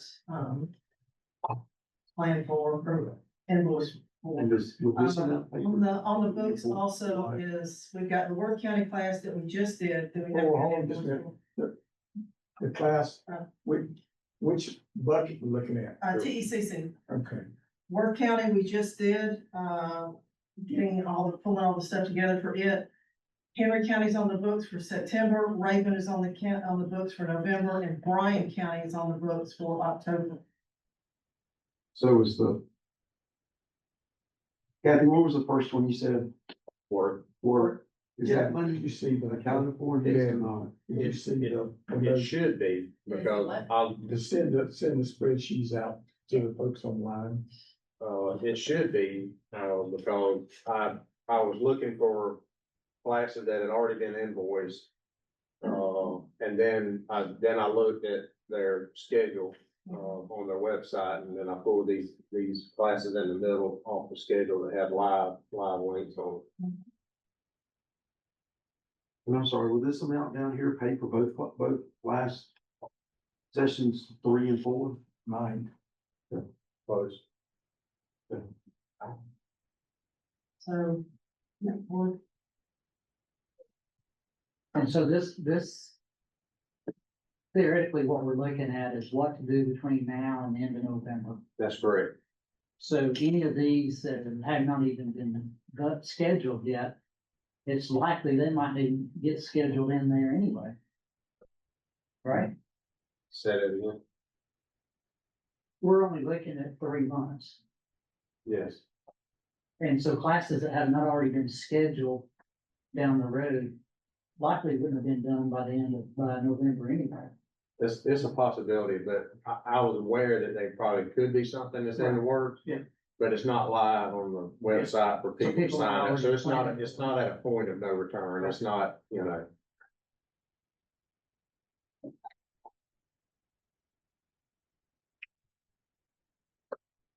So kind of the same thing with the mental health classes, there were 4 classes, scheduled, which would give us, a net of 8, was originally budgeted for 10, so surrender the 2 residual classes, so.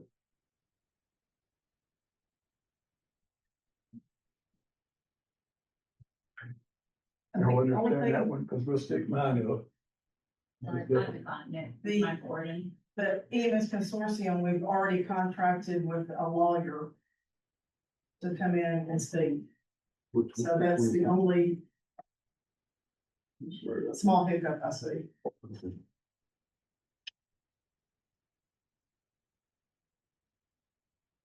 So that would be adding no. Well, that would be, okay. So what kind of hiccup was that for? We've already contracted him about $4,000 money. I was already contracted with him to do that class. Is that refundable or? I can check with him. Now, because what was the question? The EMS consortium, we've already contracted with Chris Kelly, a lawyer, Yeah, to do that class. What is the consortium? What is that? That's where the educators come in, and we were planning on the one-day mock trial, legal liabilities. Working with AI, it's basically targeting teaching educators.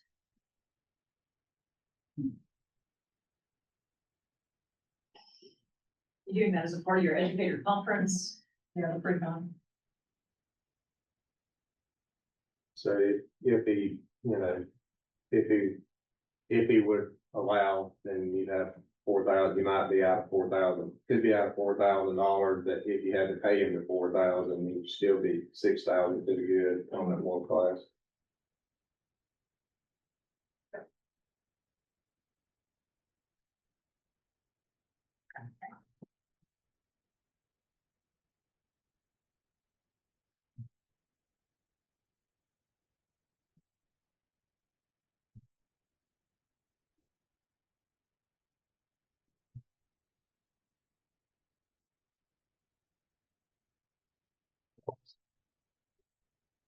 Any more questions? somebody got spreadsheets on it.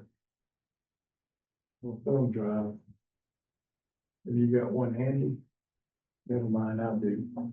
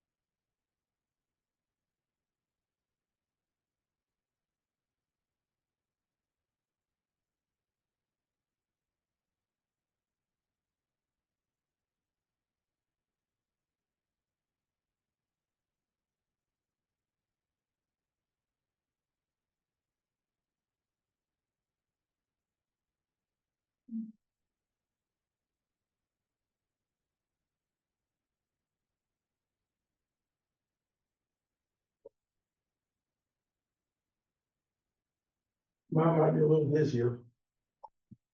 So on DME, everything that I've put in red means they haven't completed all classes. So on trauma skills labs, they have contracted to do 10, they've done 8. That makes sense? You said the red means they've completed them. No, the red means they have not. Okay. Line D is number of units that we've contracted with them to do. Line E or column E is units that they tell me they completed. Kathy and them filled out. I've developed a spreadsheet, they filled it out. So these are the questions I want to ask. So if you look over on I, and what I asked them to do was the amount of money that they have spent. What I got H is, this is the money they've spent. Line F, I call them F, is the money that they have spent, may not have invoiced for, or is committed to. And I asked on that committed to, if the budget for that particular session is $8,000, then add that $8,000. And the concept there is how much liability do we have just sitting out there? Because I didn't want to cut money out that we needed to make the course work. Now, if you go down to, where is it? NAMT, which is line 7.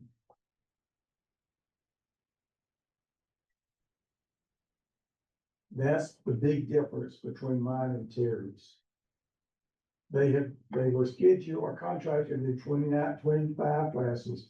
They've already done 29.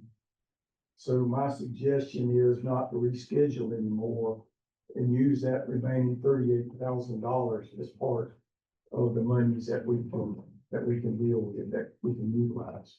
Another thing that I did, I think that down on line 14 is it EMT, EMR. I left that alone because I knew that's something Terry wants to do. They were scheduled to do 45, they were contracted 45. They've done 41. Okay, and 6 of those were handed out. Plus 6. So initially Sorry. we got 47 grants. You what? Initially, we gave out 47 grants. Okay, so, but 6 of those came back and said, for one reason or another, we're not gonna do them. Do you know why? Some of them said they just couldn't get the 12 minimum students to start. They just couldn't get any traction. I don't think it was anything to do with instructors or not finding instructors, because we've told services for NAMC and EMC classes that we will help them locate instructors if necessary. Just couldn't get the traction to get the class done. Can you send that list of 6 to me, so I could, like,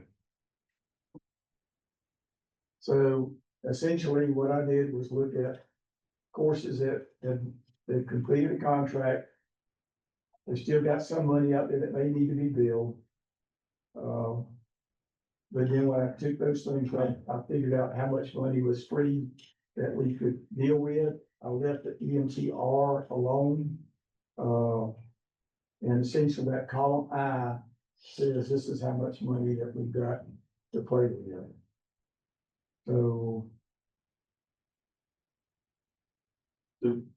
Just for clarity, Terry's number will cover 3 and 4 roughly. Yours will cover 3, right? yeah, that's the way I had it figured. Okay. Now, if we go back and take some of the EMT, EMR money, this doesn't cancel any classes. Everything we're contracted to do, and quite frankly, this not kind of bad, it's back and forth. We got a contract with them to do certain things, just like the consortium, we got a contract to do the consortium. They've made arrangements to do it. To pull that back would be a problem, particularly if they've already contracted with somebody to do it. That makes sense. So my spreadsheet doesn't do away with any classes that we've contracted to do. They would be expected to meet their contractual arrangements. So it doesn't, Terry's pulls back some classes just that haven't been scheduled. Okay, Can y'all go back up toward the top? I'm sorry. Can you go back up toward the top? So I'm looking at line 6, the trauma skills lab. Okay, We're paying 46,000 per lab, we budgeted 46,000. per Yes. lab. We contracted for 10. Yep, They completed 8. yep.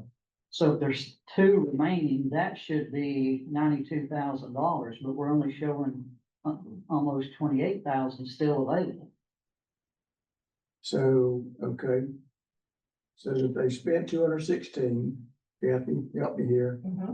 They were budgeted 460. So they got the total left. If you add this one and subtract it from that one, you should get that. That makes sense? Of course, I'm sorry, I'm sitting here working on my spreadsheet. There's a total of 4 labs that we've done that we haven't billed for. So what I did to get the 215,363 figure was I worked with Tracy and already got the amounts for the first 3 that we need to bill for. Then we just did the Columbia County lab, so I had to guesstimate that at the 46,000. And the Lawrence County lab coming up at 46,000, which gave us the 215,363. which is either JEMSA has spent and not invoiced GTC for, or anticipation to be used. But my question is, there's still 2 labs to be done. One lab, yes, sir. We So just why- did, I'm just going by this. Yeah, that's what you put in there. right, because this, I gave you this spreadsheet before, we just did the, They did that Friday, what? Okay, so what you're saying is instead of 8, that should now be 9. Okay, but, So would you change that again? but still, if we're paying 46,000 per lab and there's only 28,000 left, how are they gonna do that No, no, last no, lab? that 27,000, that line F takes into consideration the $46,000 left for that one class. And takes into consideration for that class that they've done and haven't billed yet for. So here's $46,000, that's the budget. correct, All right, so this is what they have spent, invoiced for and gotten back. Okay, All right, this is what they have not spent. They may have, excuse me, they may have spent it, but they haven't invoiced the trauma commission. But it also includes the $46,000 to do class 10. Does that make? Yeah. Is that reasonable? that's my answer.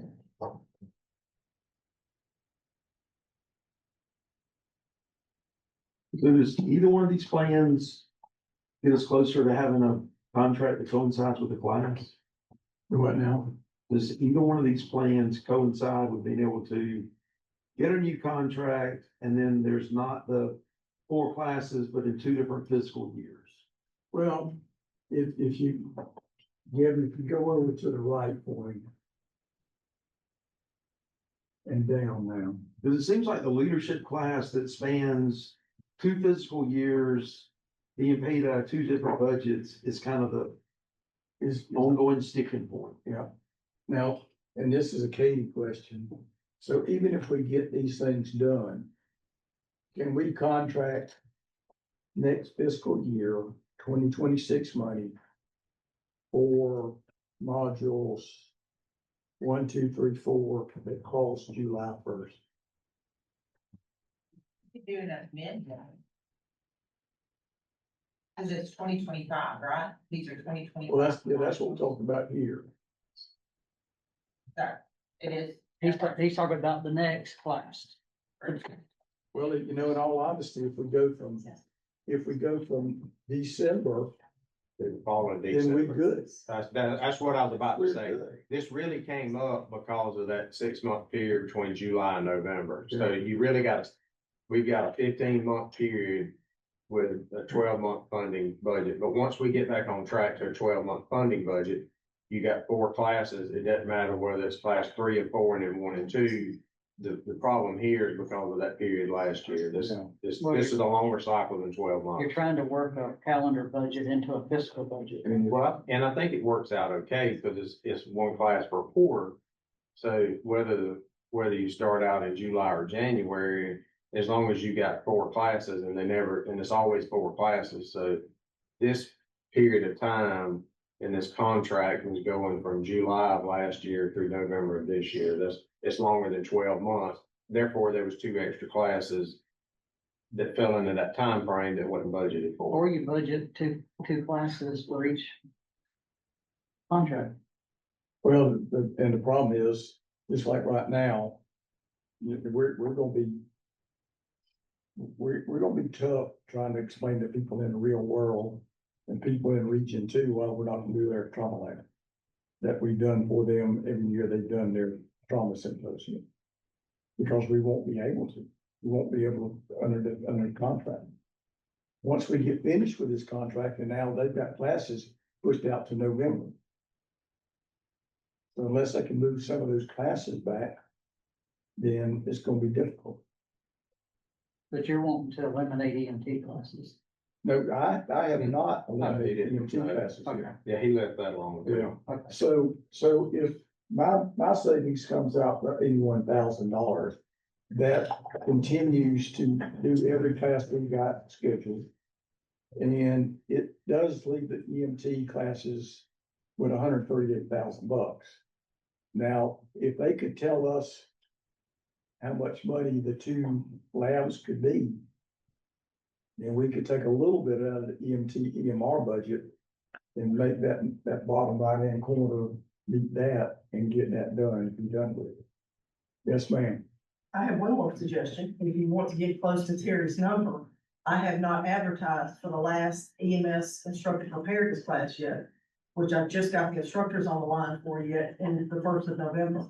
We could back that out. And that would say 14, how much, 14? That was in my Yeah. proposal, so it wasn't because it hadn't been scheduled yet, so that was one of the classes that I basically rolled back into available funding. That's line 13. Just, I've got it from the instructor calendar date yet. I hadn't got, Yeah. hadn't contacted a hotel or anything for it. So that's line 13, right? That would free up 14,850. Yes, sir. So move that over to that. I think Terry had that one included, but. I did, it was I did included. not. I did not. If you had that 14,000 some odd dollars there, then that's gonna put me still slack of. Again, do y'all know what the two modules will cost? I think I sent that to you. Have I?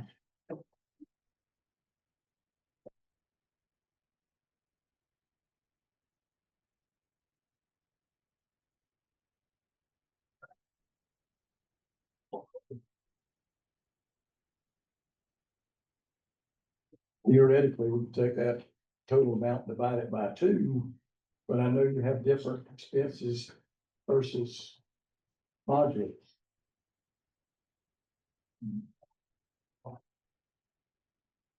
Let's see here today, Colby.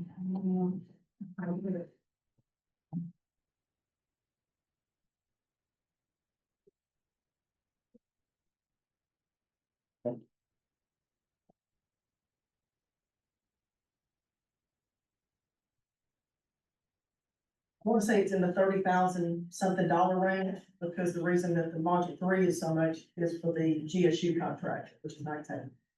So if we do this, the 53 plus the 36. 99,000.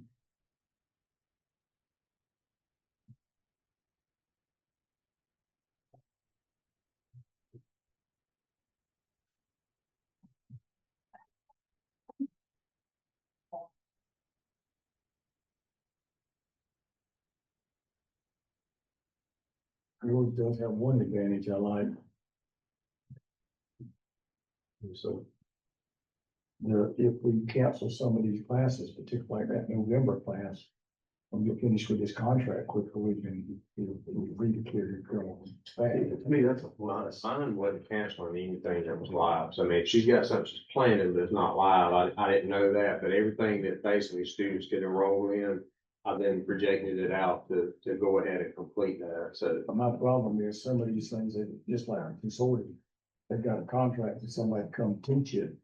And it's not listed yet, but it's still there. So I don't know what the liability there. Well, I mean, if that attorney refuses to back out of that at this Do what? point, I said, that says more about the attorney than it does anything, you know. well, you could always ask him and see. I mean, he might be like, yeah, it's far enough in advance. I mean, it's not that big of a deal. Well, problem is, if they're gonna go ahead with, well, 3, they've already got hotels booked.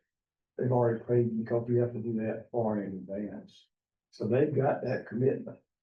So before we leave today, I ain't gonna let y'all go until we click on one of these plans and vote on it, or some third plan that y'all got.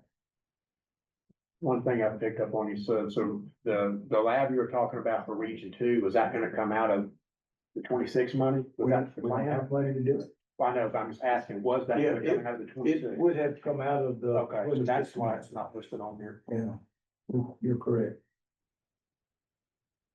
The only way I know we could fund that is to mess with the EMT, EMR money. What about those, Well, I think as long as there's still staffing what about the issues 6 out that there. they return the money? What about the 6 that return the money That money's still available I'm saying as for long the as, EMT classes. That money is still available, but we have, sent out for grants and Or, through the so projection. you're gonna use it on the other Right. classes coming up. Be 14 more classes. So that's what, some reason I was remembering a number 14, is that y'all have 14 applicants or? Yeah, it's Yes. in here somewhere. Look at line, that 13 or 14. For the EMT class, right? True. I remember a number 14, I couldn't remember where that come from. Like, some of the applicants didn't want to start till like next February, next March. So we're kind of limiting kind of who wanted to get kicked off quickly. So if they're talking about February, March, then we can join that on with the next year. Yes, sir. That's right. But if we're starting now, we'll go ahead and now, under the current model that we're doing, we would only just pay the front end payment. So most of the classes historically have been both the front and the back end payment. But like these classes, these 14 that we're looking at right now, would only be the front end payment. So it wouldn't be the concluding payment would be in 25 also. So it wouldn't be the whole 6,100 average that we normally pay. It would not, but that was the understanding that we were gonna Yeah. start, and then we were told to hold because we couldn't begin something in 25 and end it with 26. Is that my understanding? That was, if it's in the contract, then it can go through the end of the contract. True. So right at the moment, the contract ends into November. So whatever we do here, you got till November to do that. Okay. And I don't guess I'm understanding. So that was not the intention of the when the motion that I made was to allow a class to start in one fiscal year and end in the next fiscal year. So the front end, the class could start in October and then end in February, and the front end money would be paid out of 25 money. And then we would budget for the ending money in the fiscal year 26. So it wasn't held up by the ending date being corresponding with the fiscal year. And I'm good with what you're saying. I'm just trying to wrap my head around if we, in one budget year, fund, because the money is not guaranteed. It's not, I mean, it ain't cut in stone anywhere. It's a budget that the trauma commission works out. I'm not gonna say their money's cut in stone, but it's a super speeder, and the law says that comes to the commission. Then the commission has to vote how much money the EMS group gets. So one day I would like to have it so your motion is correct and that money can flow across a fiscal year. And that might drive people crazy, but to me, that's what needs to happen. The money needs to follow the course, not the other way around. So from my understanding is You want a that, snicker? yeah, No, I think I see the differences. I didn't want to say nothing until I had to wrap my mind around it, but I think I see the difference. is that we can start a course, say in October, and this 25 contract will end, but we still have the money secured in 25.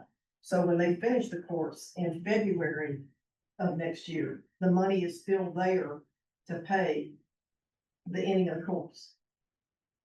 Okay, so that is the difference in how I view it. So let's just say round math. Let's say we're gonna pay $6,000 for a class, 3,000 up front, 3,000 at the end of the class. So for these 14 classes, we paid the $3,000 up front, and then when fiscal year 26 comes around, we would know how many classes were in progress. So then we And then we would- that $138,000 goes down to about half that.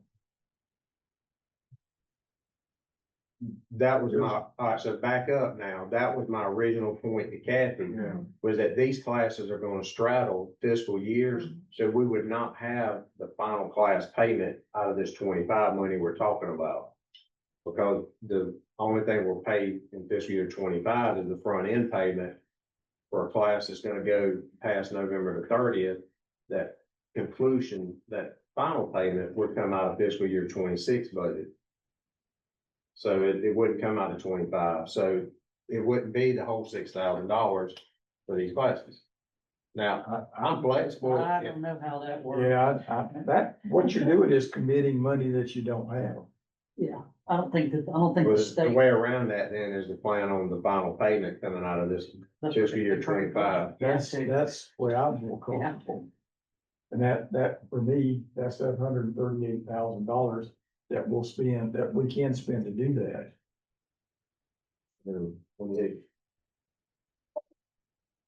I don't agree with y'all's theory on On which? that. Because the money is there. You just said they can't access it yet. That's, The money's not there. Until the commission Until they're- receives their money and sets a budget, there's zero money. Just like saying, we're gonna do a 3-year program and we're gonna budget it out of budget year 25, 26, and 27. You can't budget nothing out of year 27. I'm not budgeting So 27. no, I'm just saying as an example. We had a meeting. Your point with the 26 money, Yes. it is there. Okay. We can't spend Spend it it till we until get a contract. That's, but I'm saying, Right. so the money, we're not, going back on Terry's point. What he's saying is that money will be there once the contract's there. So that money will be there. For this time, Yes, yes. that's what my point was. Yes. Not That's a only is good it point. I hadn't there, thought about that, but that money is already allocated. We just, we got to do the final budget. not only is it there, Scott, it is tagged to. Right. To EMR. Correct, that's the point. I was So his making. point well taken, you can do that.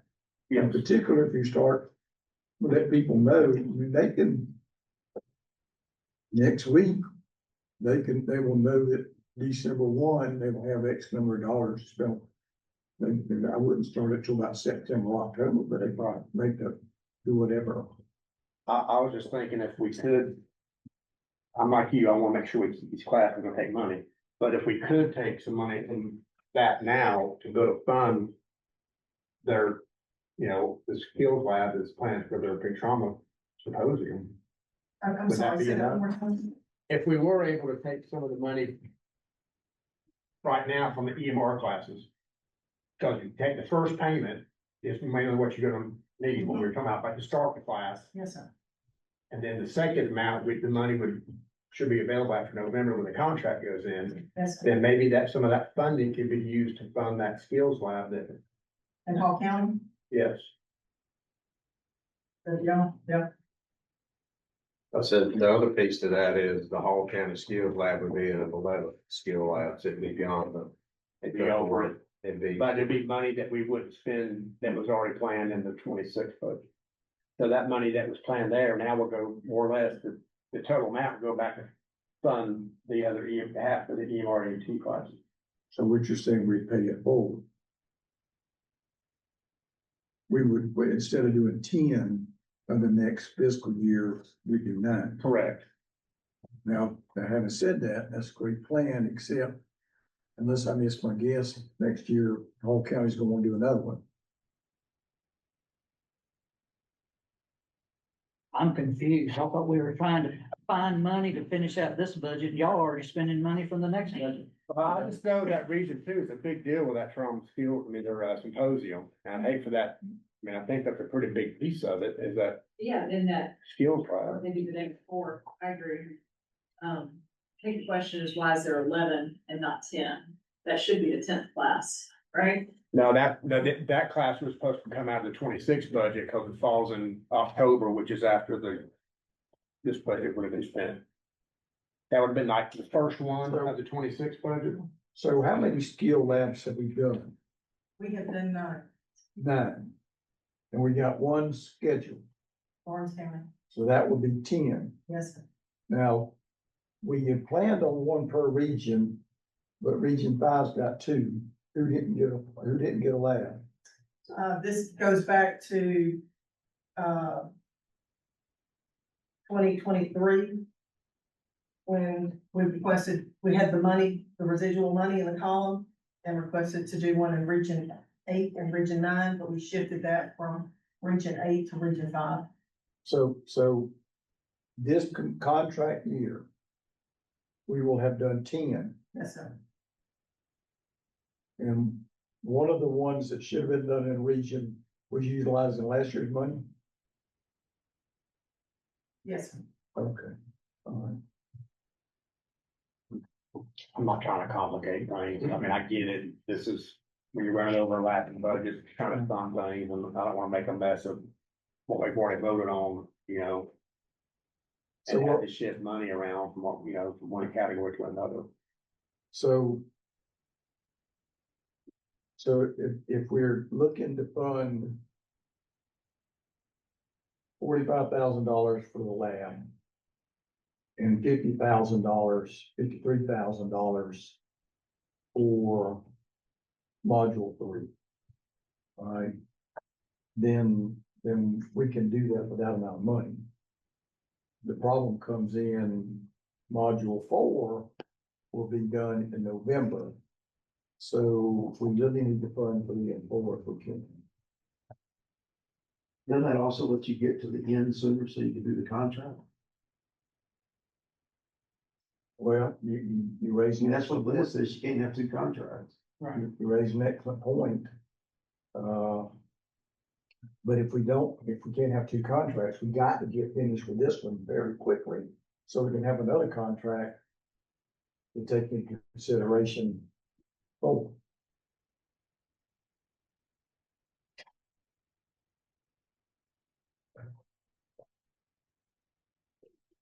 So I'm are we having fun yet? I mean, I think they're both good plans, but if you get to the new contract sooner, does that not set us up to not have this problem in the future? I think you're probably right. Okay. So which plan does that? Well, that's probably comes closer to that. Okay. I do worry about if we vote the council passes that they've already got a commitment to, then we're out of contract. And they're in contract. Is that only one? That's the attorney? The consortium is the only one that's. TECC classes. Sure, skills. Are we gonna continue with the trauma skills lab in Lawrence County? Yeah, I think that was, Already, on your it's plan. already, Okay. I took everything that I could find was a live link to a class, and then I put the budgeted amount yeah, Lawrence County was doing it, so. Okay. Alright, some TECC. They'll be canceling 3 TECC classes. One of the EMS instructional preparedness classes. The EMS consortium. 2 mental health classes that we hadn't got scheduled yet. And then we have spent some of the $15,000 out of the equipment fund that we have not invoiced for yet. You know about how much that is? I want to say it's in 8,500 to 9,000, somewhere right in there. So, Kathy, I tried to write them down. I'm not sure I got them all. Of the ones that just listed, which ones have contractual potential problems? We have the EMS consortium, which we have already rented the room down there to have it. It's in Jekyll. I've already got a contract with Chris Kelly. I've got the other instructors lined up. I haven't got any, well, it's not a contract, but they know that they are speaking and that they're there. So you have a verbal, yeah. Yes. So this is, and when you say rooms, Courtney said rooms a while ago, this is the EMS. This is the EMS conference, right? So the rooms aren't booked exclusively for this consortium class. It's the pre-con and that one is booked exclusively for the class because Chris Kelly pulls a lot of these out.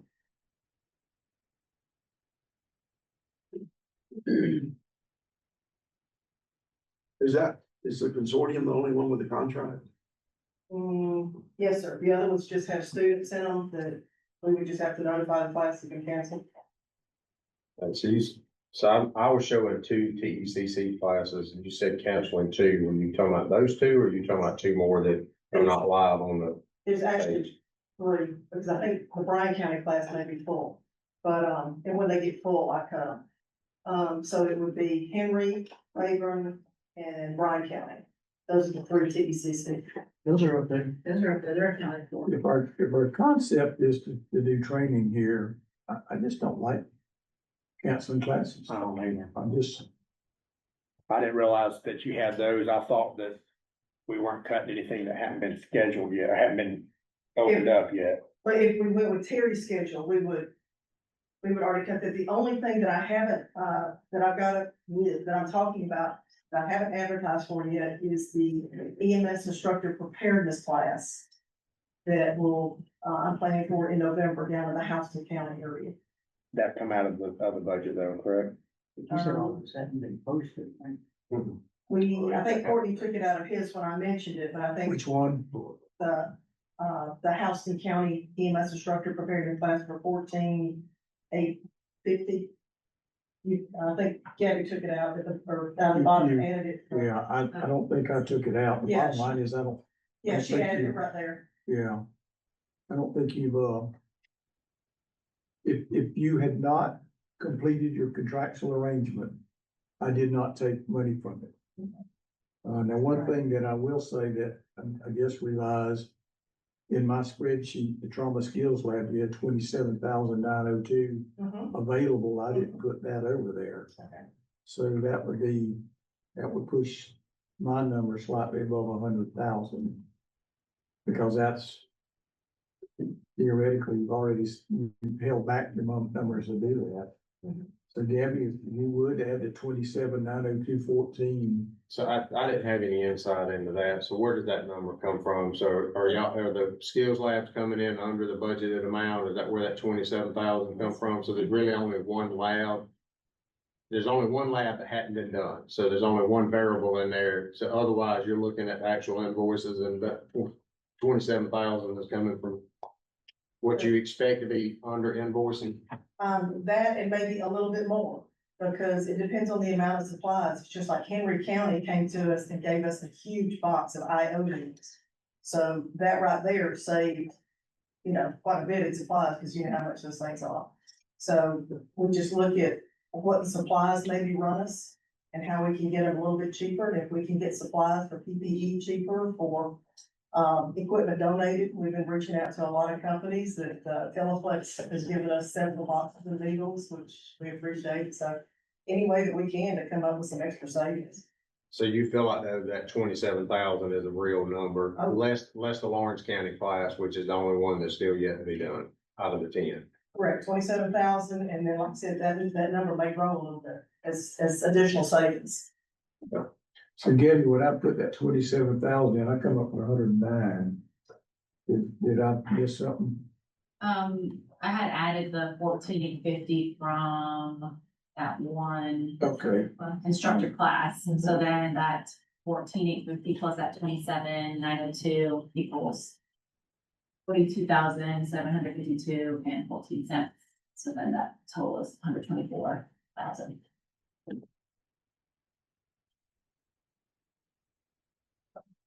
So in the notes in that big section right there, it talks about the EMR, EMT, and the NAEMT fees. Is that represented somewhere else in one of these boxes? It's built back over to the left. The 14.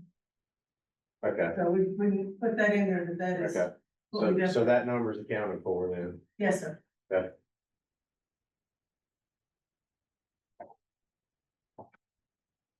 So the advantage of Terry's plan is it gets the budget done quicker. The advantage to my plan is it a little bit more money. We can fund 3 and 4 that way.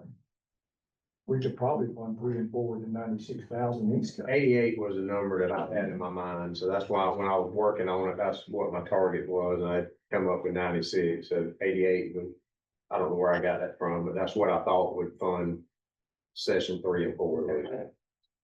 But would it, even though it's earmarked for, is it counted, the contract's done after it's invoiced, everything's paid? Because if that's the case, because the 4th module is not till what, November? Yes. And ask that one more time, Scott. So for, you say the money gets spent, or unless there's a plan for the money to be spent, because the money won't technically be spent until after module 4 when it's invoiced. Yeah, but that's during the period, this is the 4th quarter of It this. still has to come out. It still has to come out. Yeah, of this it one. does, but I get that, but my question is, does the money have to be exhausted before we can sign the other contract? No, It doesn't happen. No. Okay. But if we exhaust all of the work and the money in the contract, then you can go ahead and move into 26. So Yeah, I think. honestly, I don't think we got enough time to exhaust the 25 contract and try to move it. I don't think there's enough time to finish all the work. I don't think to do that. But if we were 6 months out, we might could kind of move some things along and pull some things up and might shave a month or two off. But I think we're too close to do that. I think that's my opinion. So Terry, this is finished quickly. Mine doesn't cancel any classes. Don't tell me. And they both fund both 3 and 4 still, right? Go back to Terry. Terry, how much money do you have? 96. So 96 with fund 3 and 4, yeah. But Am I right? yours include the money we just. 96? No, because I didn't, well, actually, I didn't have the 27,000 because I saw it in yours, but I didn't know where that number come from. So I didn't want to put it in mine without some reliability of where it come from. So you can actually go and put the 27,000 in the, 26. in the, cadaver lab. You can put that one over there in mine. Katie, have you looked at these? Okay. This is start from saying. Is there one of these benefits? Y'all, students and stuff more than the other? With Terry's plan, we get modules 3 and 4 covered. We do eliminate some of the training with Courtney's plan. We still get modules 3 and 4 covered. The education continues, but the contract will not be exhausted till a little bit later date. What's the big concern about if we spend the money? I know we could tap into that money center or that contract center. Then waiting to fund all the classes and it just go until the November date. Is there something else that's gonna be that's scheduled to start and won't be able to start? Or is that pretty just laying out everything out right here? We're not getting started on the other classes that you see up here listed on that we finalized. I'm not moving forward and preparing any more labs and more formatting classes, nothing on education until we get that contract.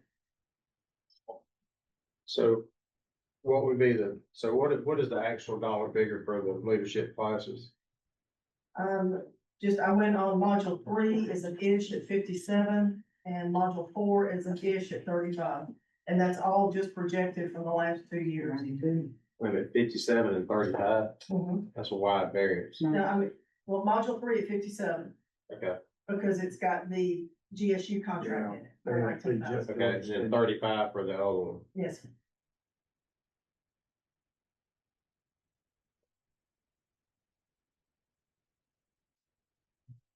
So 92 for both of them. So if you go with Courtney's plan, how much longer it would take to finish it out? So you can start the next contract.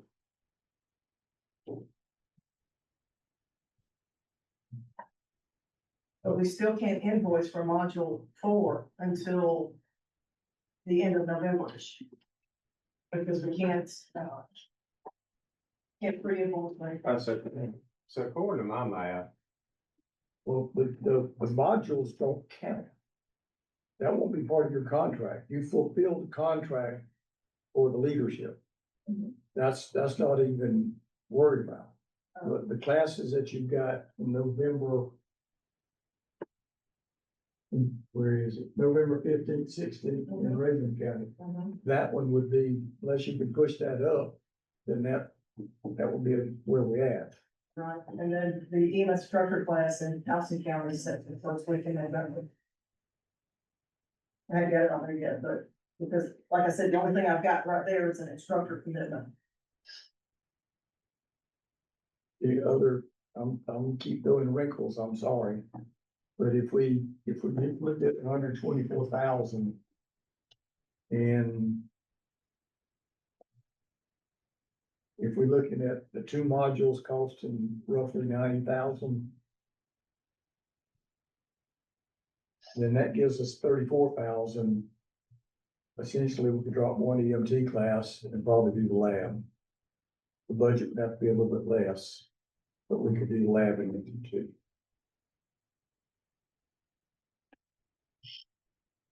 So my rough math was 138. We do go through the leadership classes and the 11th skills lab, How much money? 138. That's about what I got, yeah. So I'm at 124, and I mean, we're close at 124. I mean, But you canceling classes, that's the difference. yeah, so I mean, I guess you gotta figure that piece out and then see if you can see whichever one and cut out enough to make it 138. So I'm not canceling any classes, but I'm telling them not to offer more. One less extra EMT EMR class.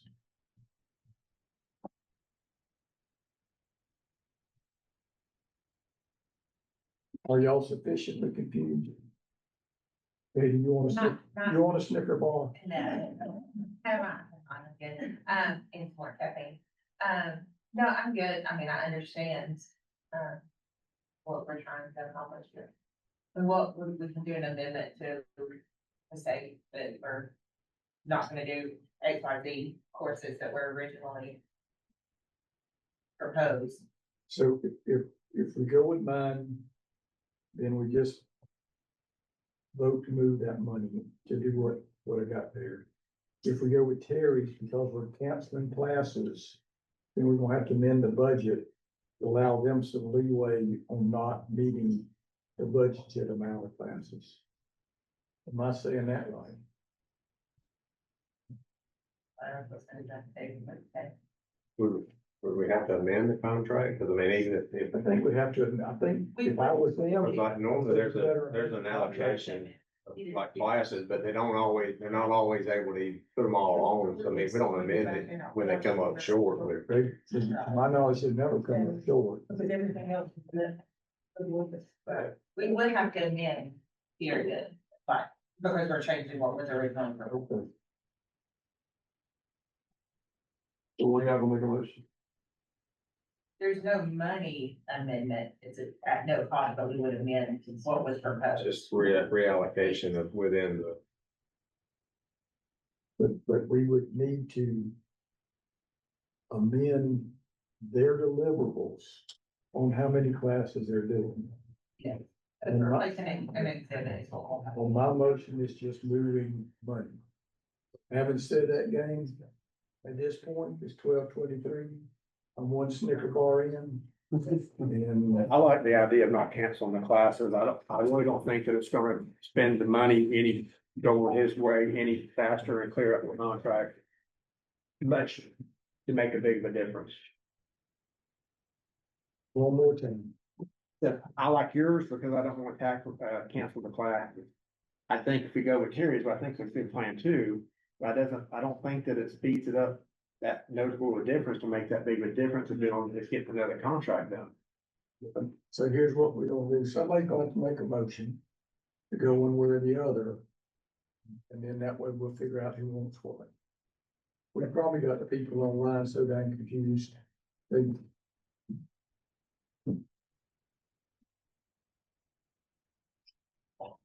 Well, it's gonna be hard to make a motion.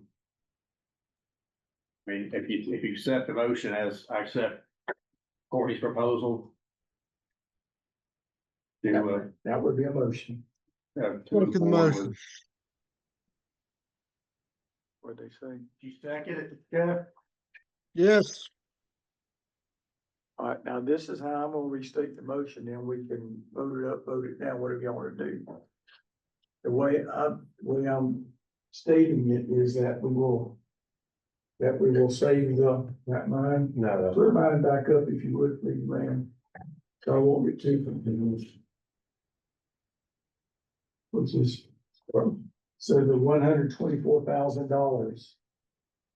What my suggestion is that we use that money, we not send out one of those 14 EMT EMR classes. And we fund module 3 and 4 plus the lab in region 2. You gonna shoot me? I bring my gun with me. I may have to do it myself then. So that is that is the motion that I'm restating. Okay, so we have a second again? No, Okay. no, So we in discussion, sure. Terry, I thought we've been 30 seconds or less. What's the difference between the two now? His is taking 38,000 out of all the NAEMT. No, not 38,000. Go back up. Oh, yeah, I am taking out of the, NAEMT, so he's taking 38,000 from the NAEMT. Mine was leaving that. Both of ours are leaving the EMT money. Mine was leaving the NAEMT money for service grant. His is bringing that into play. Do we still have staffing shortages? Absolutely. Sort of whole shit. So the only thing that would change is one EMT EMR class. And is that questionable, that could even be done in the time? If we move forward with the NAENT grants that have been requested, some of those will cross the contract deadline. Does that make sense? In other words, some of the people didn't want to start their class till January. The thing that I'm looking at is we scheduled a contract for 25, they've already done 29. Right. Is that an actual number, Ted? We completed 29? Yes. Yes, sir.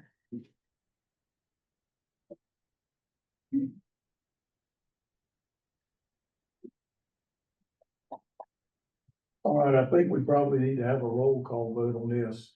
I don't know how many folks are still online and how many folks they will be interested in doing this. So the motion, I'm not going to restate it again. If you question it, let me know, so I will answer it, but I tell you what, Gabby, you do a roll call vote for us. We'll vote for you. Lee Oliver, Yes. Jeff Adams, Yes. Pete Quinones, Yes. Scott Roberts, Yes. John Smith, Yes. Dwayne Montgomery, Yes. Alan Owens,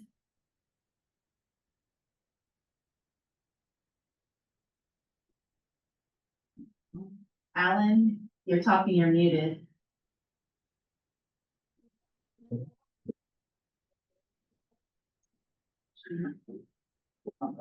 Brian Hendrick, Yes. Huey Atkins, No. Terry Cobb, No. Dr. Smith was online, he's no longer here. And then Courtney Williger, I'll vote yes. and I'll try Alan Owens again. Maybe opt out.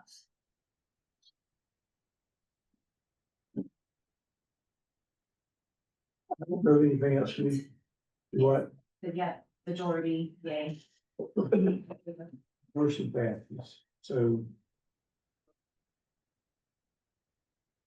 Thank y'all, thank you for working out that spreadsheet. I appreciate the cooperation.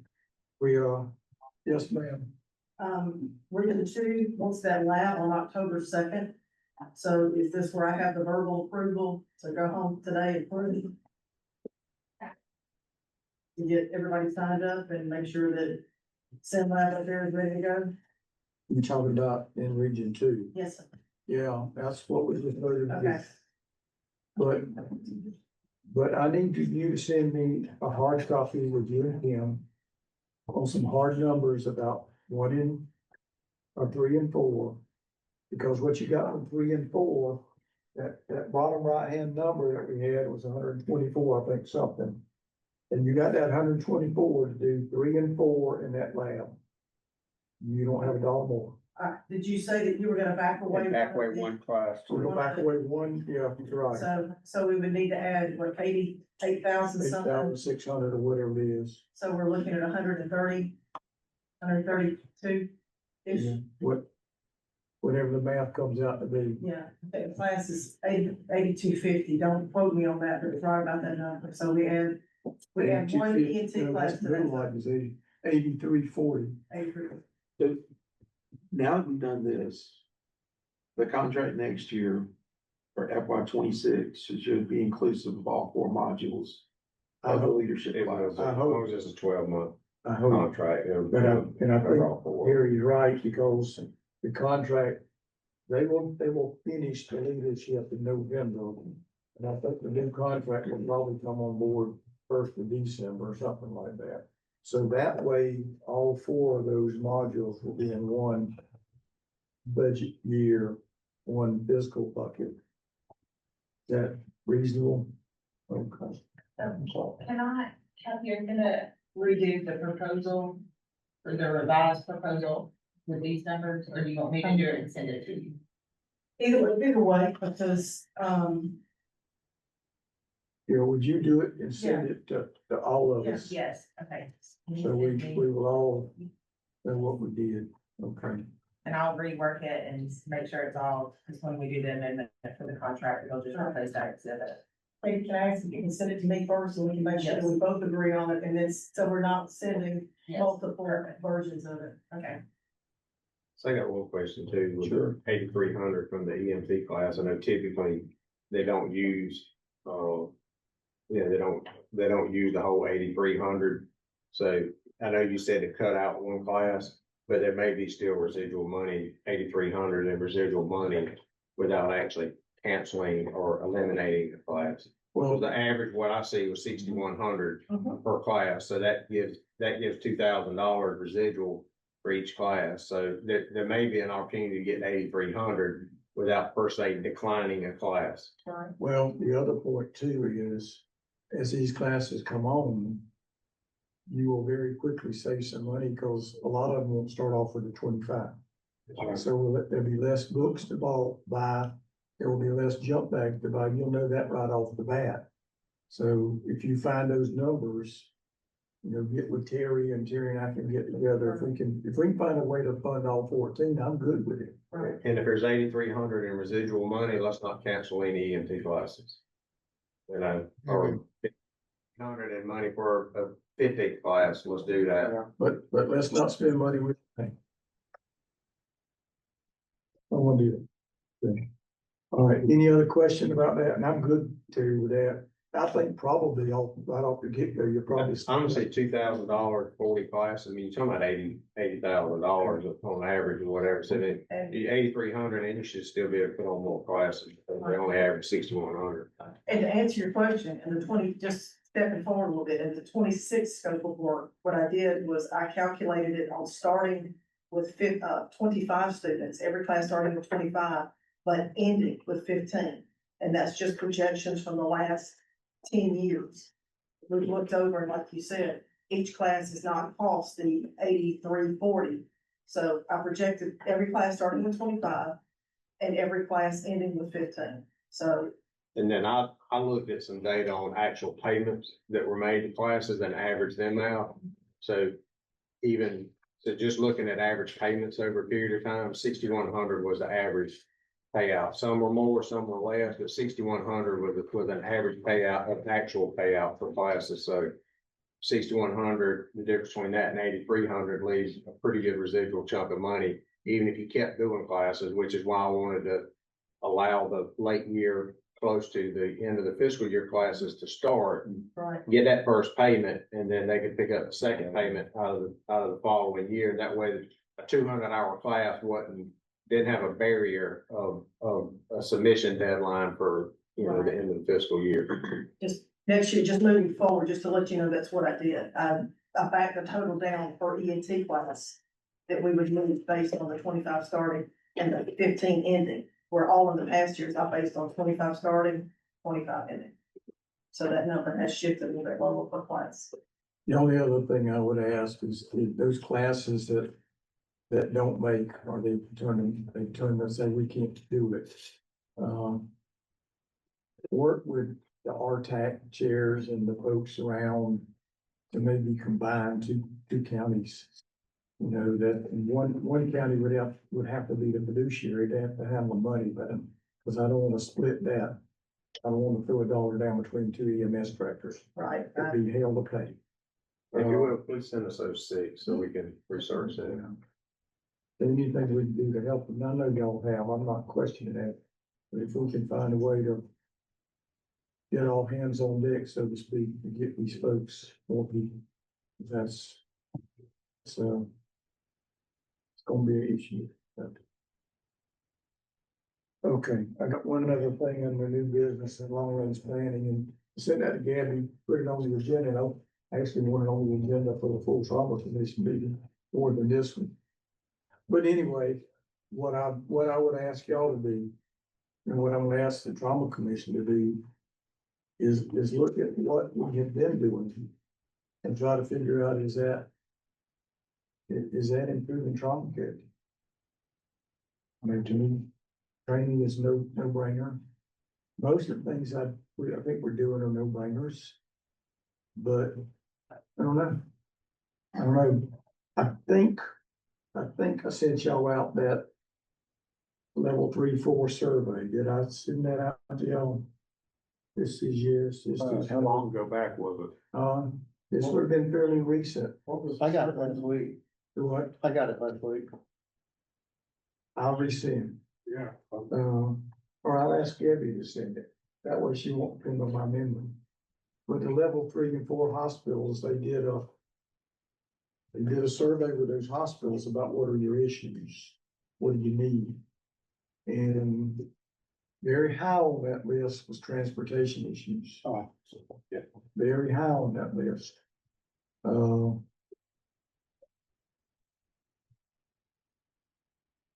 don't know the answer. You know, Chad and Jim have worked with Bo Hatchett last legislative session about, money to do a survey. To do a pilot program. And quite frankly, it's so confusing. I don't think they ever came up with what they should do.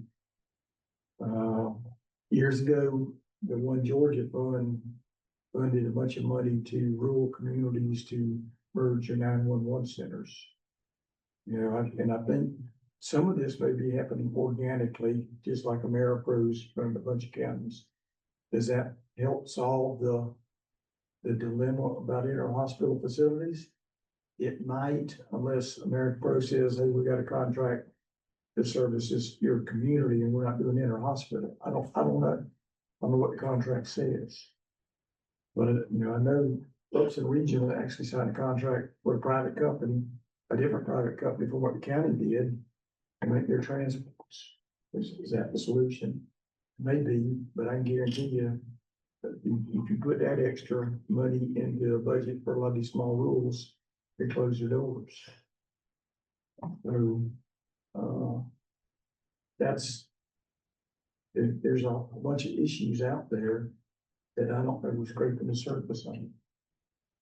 Yes. So with that said, I've had a couple of meetings with Keith Wages, Michael Carr, and a gentleman named Randy Lou that works for Grady.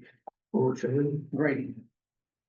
So several years back, Emory University did a HRSA grant. And some of you may be familiar with it, where they use money to put audio visual in ambulances.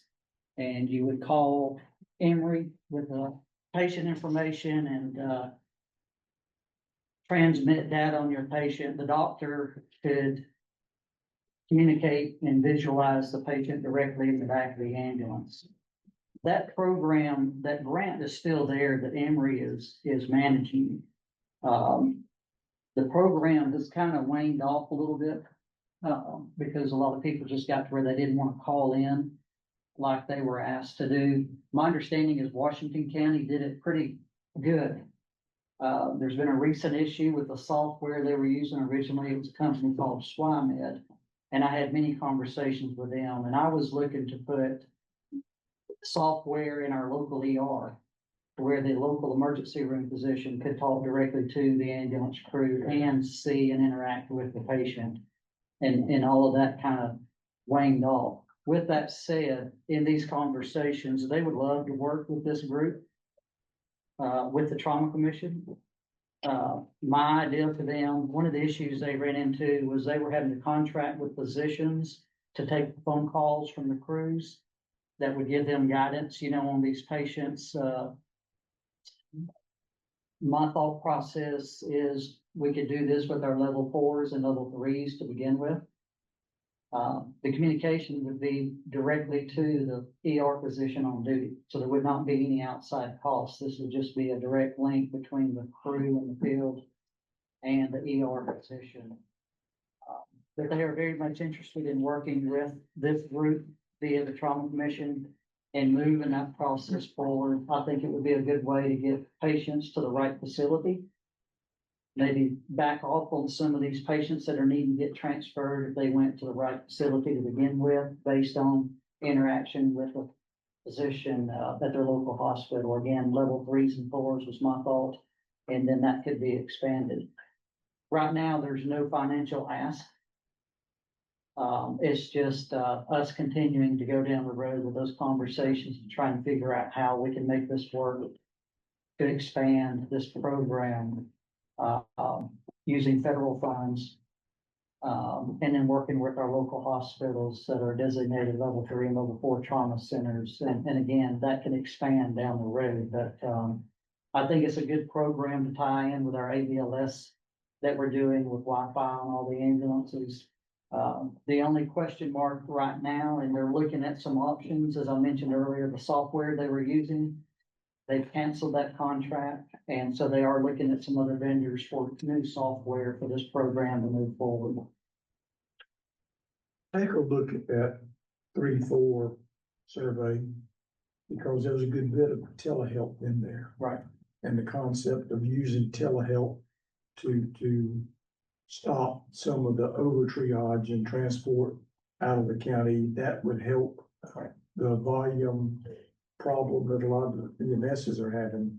So why don't you see if you can invite some of those folks down to talk, send them that survey. And well, we had conversations about that very thing, and I'm speaking on behalf of, I serve on the hospital authority here in this county, and we're a level 4 trauma center, but even going beyond that with what you're saying, this hospital's been part of the REACH program for years. That was done out of Augusta University years ago for stroke care.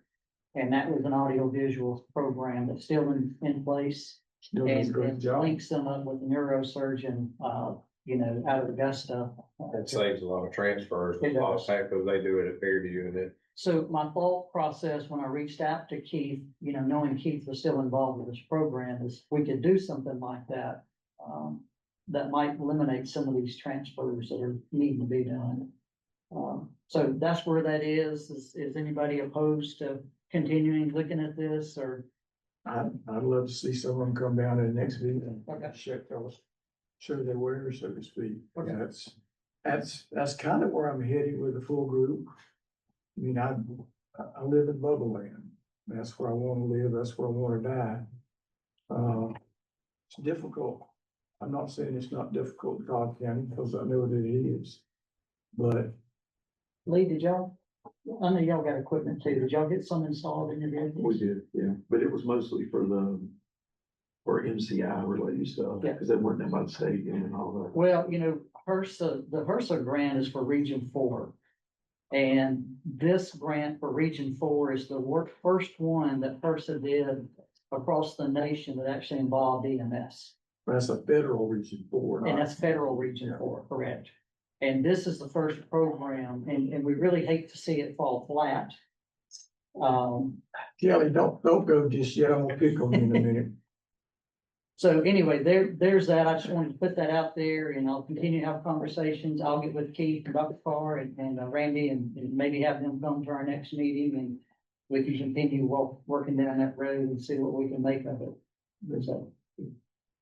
So I'm gonna just piss y'all off for these, usually young lives. So Why can't we get EMS people to leave a trip report or a 60-second form? I don't know why you're asking me, yes, What, I the mean, people at the table. you're the regulator, What now? you do the regulation. I think a lot of it is not so bad that they're leaving them. I think that the hospital can't access it. Because they're electronic Yeah, reports now. electronic, and at my hospital we use, Piedmont Vet, is there's only a couple people that actually have access to the hospital hub. And they're not using it enough to get used to searching for different patients if the doctor needs one. Well, I would take some exception to that because Dr.